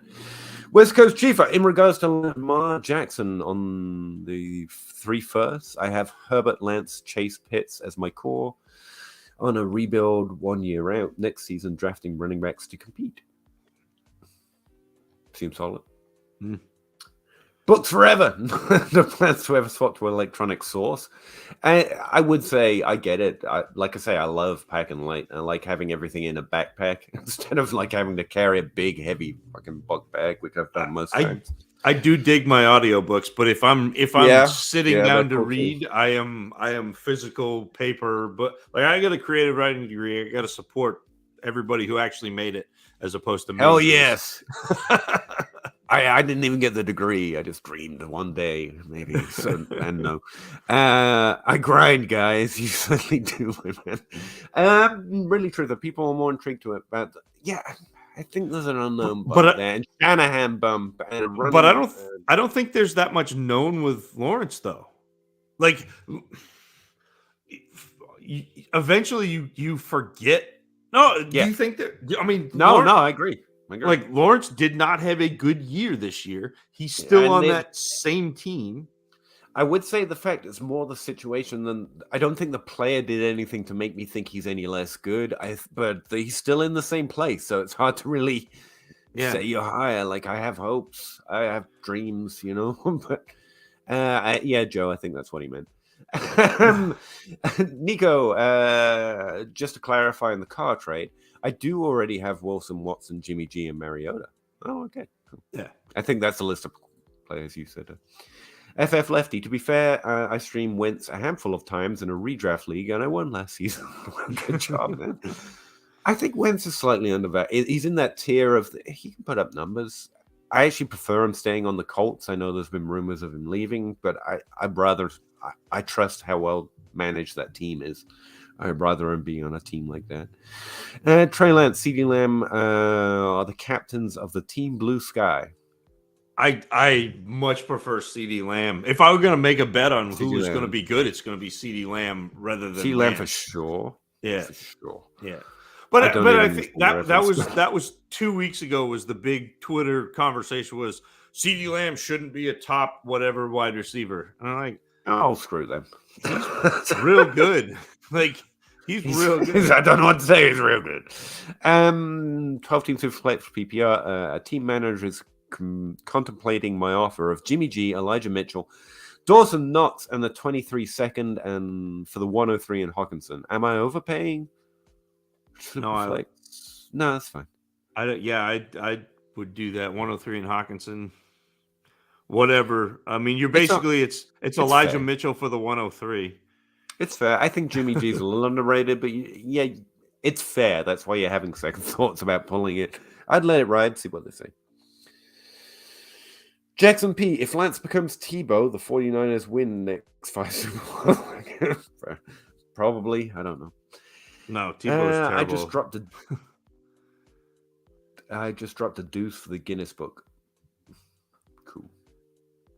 The world record book, I'm assuming it's fun deuce reading, if that's any help. Yeah, that makes sense. Okay. Jackson P, tight end premium. Well, Herndon gets you an extra 2 points. Your opponent tight ends gets an extra. That's the thing. It all adjusts up, and it's what Russ doesn't want to argue about, so I just leave it. Way to go, Bob, to make Outhouse fall asleep. Yeah, we'll blame Bob, actually. That's cool. Night, guys, watching the rest at work today. Thanks for making my Wednesday a little less crappy. Thanks, man. Back to you. That's a really nice thing to say. John O2, are you... Wilson. There you go. I'm not going to try and read it if you've already got the answer. I mean, Wilson or Olave? Who are you on? Wilson. Joe Herbert, the 3-cone and the 10-yard split for the 40-yard dash sum up quickness very well. Yeah, I love the descriptive element of combine stats. I like knowing what roles they fit and knowing what the frick they are, but it just doesn't adjust what I think of their likelihood of hitting. That's it. Right. And the draft's going to account for how much I should. Thomas Pritchard, I guess for tight ends and speed score, I'm more interested trying to separate out the Noah Fant, Hunter Henry profiles from the folks who become Travis Kelce, Mark Andrews. Good luck with that. Yeah, tight ends matter. Thanks, guys. I always look forward to the show. Thanks, Tim. That's really nice things to say. We look forward to it too, believe it or not, as much as I like fighting with them. Tariq, do you all agree with the general sentiment that rookie class is deep? No, I don't. Even if it doesn't have top-end talent. No, I don't think that's what's going on this year. I think there's going to be fewer hits. I think it's overrated how few hits are going to be. Like, I expect, and I've put a number on it just because it comes from past examples. Like, it could be more, it could be less. This class isn't other classes. But we have never seen less than 9 players have 2 fantasy relevant seasons from any single draft class. So I expect at least that over the next 4 years. So that's not a small number. That's not 9 players is not a small number, but some of them are going to be David Johnson, some are going to be James Robinson, some are going to be George Kittle being undrafted and stuff. So the draft is difficult because guessing who they're going to be is harder. They're tighter together this year in evaluation, and I think that's where the sentiment comes from. So it's not about how many or the floor or the ceiling. It's about the difficulty of finding out which ones they're going to be. But yeah, ultimately I think there's going to be less, but still a significant number. There's going to be dynasty must-haves in this class. When you say 9, are you including quarterback and tight end, or is that 9? Yes. So okay, all 4 positions. So does the fact that this is not a very good quarterback class factor in? Like, I don't. No, but it's a real good point. I've just been reading that generically, so. Well, no, it was just a question, and I didn't mean to put you on the spot, but it's No, you're good. interesting to me that 9 includes quarterbacks, where most every year you see a couple of quarterbacks become fantasy relevant top 24. That's interesting. Actually, it's like the few classes I'm looking at: 2003, 2007, 2011, 2015. They all had 9 hits. Only 1 or 0 quarterbacks hit from those classes. Okay, so we're in that range. We're in that window. Yeah, interesting point. Have a nice slumber, guys. Got to go make some more offers. I appreciate you, man. Walker or Hall, and why? Hall, because he catches the ball. It's not that Walker is incapable of it. He's an incredible athlete. I'm sure he could. As me and Zach are both prone to say on this issue, it's about whether a team is going to ask you to do it. They're going to watch Walker tape and go, that guy runs the ball real good, and plan to make him run the ball real good. They may build that into his requests in the NFL, but the expectation is that it's less likely that happens than he just goes and runs the ball real good, because that's what tends to happen in the NFL. And because we play fantasy and not manage NFL teams, that matters for us in terms of points. Hall is more likely to be a 3-down back, more likely to have a 53% co-option of the opportunities, and be a top 12 scorer, because unless you're Derrick Henry being a top 12 scorer when you just run the ball real good, not because you can't do other stuff, but because you're not asked to, you have to be Derrick Henry, especially in this NFL. And it's a smaller target to hit. Could he do it? Sure, he's really good at it. But I think the chances are lower. So I lean Hall. 63. That's how many more receptions Hall had than Walker. And what you said is absolutely right. And I also think people are going to be surprised by how athletic and how actually good Breece Hall is as a runner too, because I think he gets pigeonholed as, oh, he's David Montgomery because he wore the same laundry, and people are always looking for ways to tear down that. Walker's the best runner in this class. Hall is the best fantasy running back in this class. That's fair. West Coast Chief also says Matt Wilbon just did a breakdown on Hall. I haven't seen it, but that would be fun to watch. I like reading Zach's film notes before I go look at other film graders. You can check them out. Where, Zach? Are they anywhere? I haven't put the film notes anywhere. They're on my phone. If you want to steal my phone, they're in my Google Notes. I got about. You've put them on Patreon a time or two, though, haven't you? So we can read. I seem to remember seeing. I usually just drop them on my Twitter feed. Okay.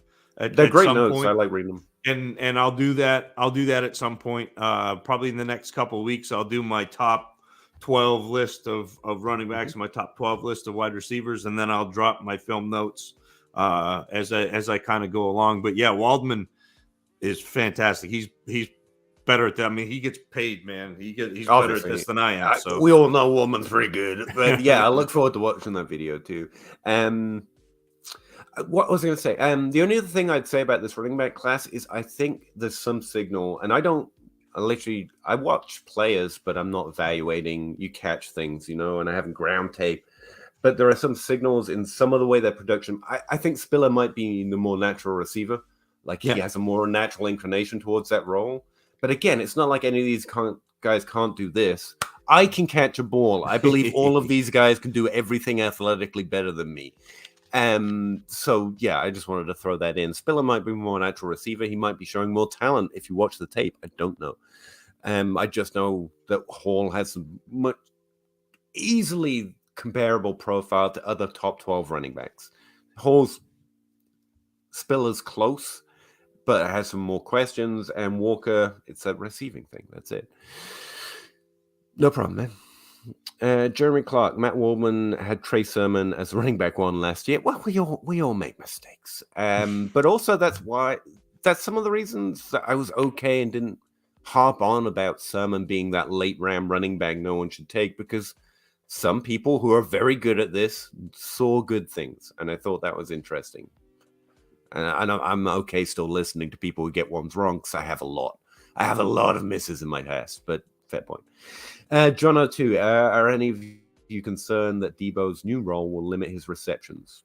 No, I think his role includes receptions fairly fairly well. But yeah, I mean, speaking of videos you randomly caught on Twitter, I saw someone post a Percy Harvin highlight reel and say that's what Debo was. I guess that's the best comparison, but I don't think it's Percy Harvin. I'm really struck by how much we have these archetypes in our heads that don't exist, that are basically built around the conception of one player, and we think everyone has to fit that archetype. But just take 10 minutes, take an hour, go look at top 3 lists, your favorite top 3 players at any position over a certain period of years, and honestly ask yourself, these were the best 3 players in fantasy or real life through these 3 years. And honestly just ask yourself, how similar were they? How similar did they look? And if you don't come away thinking, wow, they didn't look or play anything like each other, I don't have any hats. But I mean, there are archetypes, but there are no archetypes. Like Debo does something different. Johnson and Tyreek Hill, really different players. So's Julio. Julio's got nothing like Calvin, really. But we group similar things about and say, look, there's more than one. No, they're incredibly different. Yeah. And I think that's the takeaway I would take from good players. Like, I know you're not saying that, John, but that's what always, when people mention Debo's rushing or the reception limitation, just stop. What is Debo? Debo's an incredibly good player who scores points when healthy, like oodles of points, and just don't overthink it. And the converse to that is everybody. The converse to that is everybody talking about who's going to be the next Debo.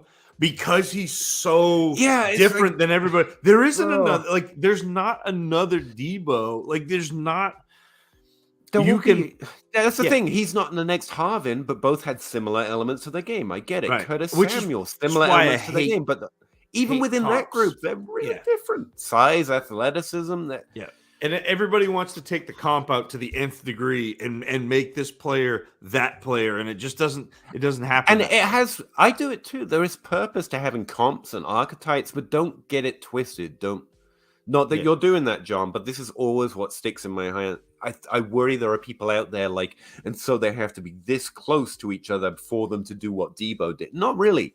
I mean, the next Debo could never run the ball. It's more about the way he produces or the career path he takes or some other element of his game. You know, the same player, Debo, on a different offense could have a very different role and not hit or hit in a different manner. He's just a really good player. That's what I think.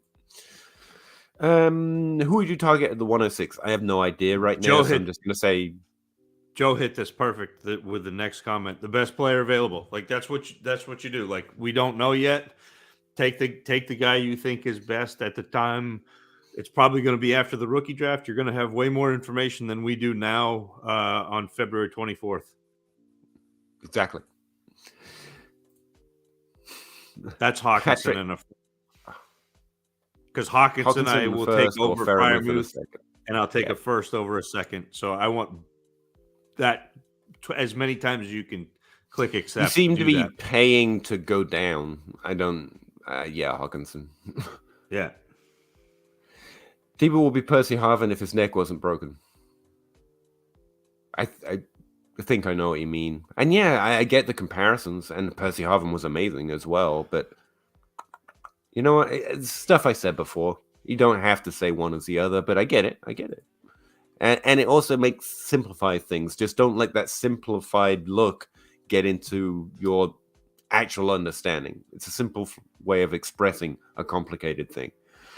Sorry, mixed. And that was Hawkinson plus a second. That makes more sense. Hawkinson a second, or I'd probably rather have the first. See how that switches. I don't disagree. Neither, Kelsey. Yeah. So you can take the higher pick. I agree. There is one Debo, and I hate people want Waddle to be Debo. Yeah, that's the kind of thing it's where we trying to force players into this bucket, and there's no need for the bucket. There's no need for the bucket. The cool thing to me about Waddle, though, is so we saw him be wide receiver 14, both overall and in points per game this past year, basically as a slot receiver, basically on short and intermediate throws. You have seen Jalen Waddle in college be very good down the field. So to me, there is potential growth to Waddle's game. Not Debo growth, not doing what Debo does, but there is growth vertically down the field, which is so like that's why Waddle is still a buy to me. People are still undervaluing Jalen Waddle, who just finished as a wide receiver 14, who's 23 years old. And I didn't expect people to undervalue him, but they still are. Freak also agrees it's Smoothen the first. I think that's fairly easy. Derpson, probably the last one we're going to get to tonight, guys. I got to get Zach to bed. 2 QB, 10 team. Matt Stafford plus Watt to get Lamar. 2 firsts. Which is why you normally just stick with the older quarterback. Yeah.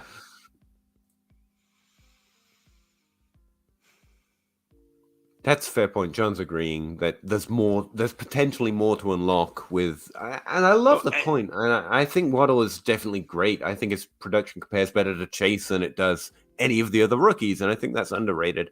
I also think, just put a little asterisk on it. I'm not hoping Miami develops much.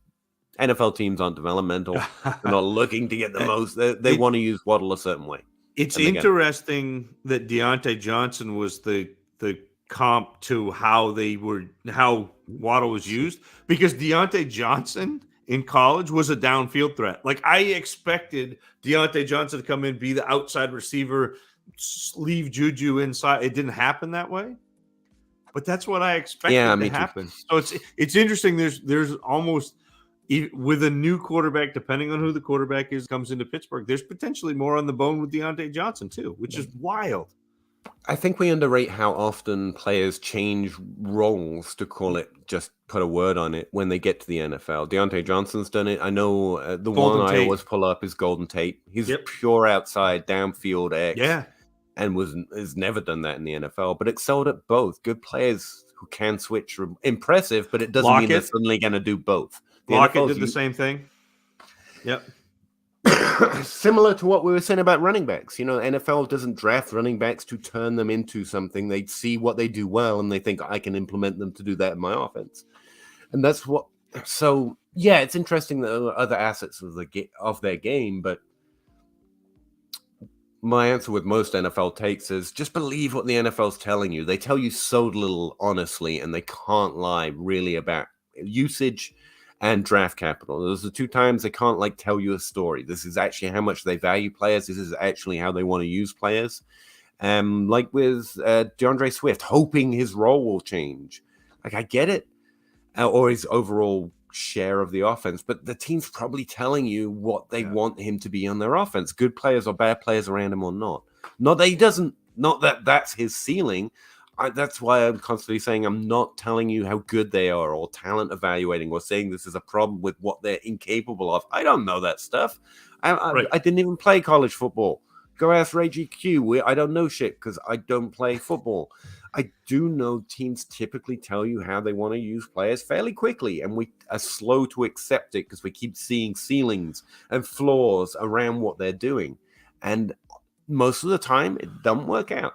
So I find an advantage in just accepting that sometimes, if you know what I mean.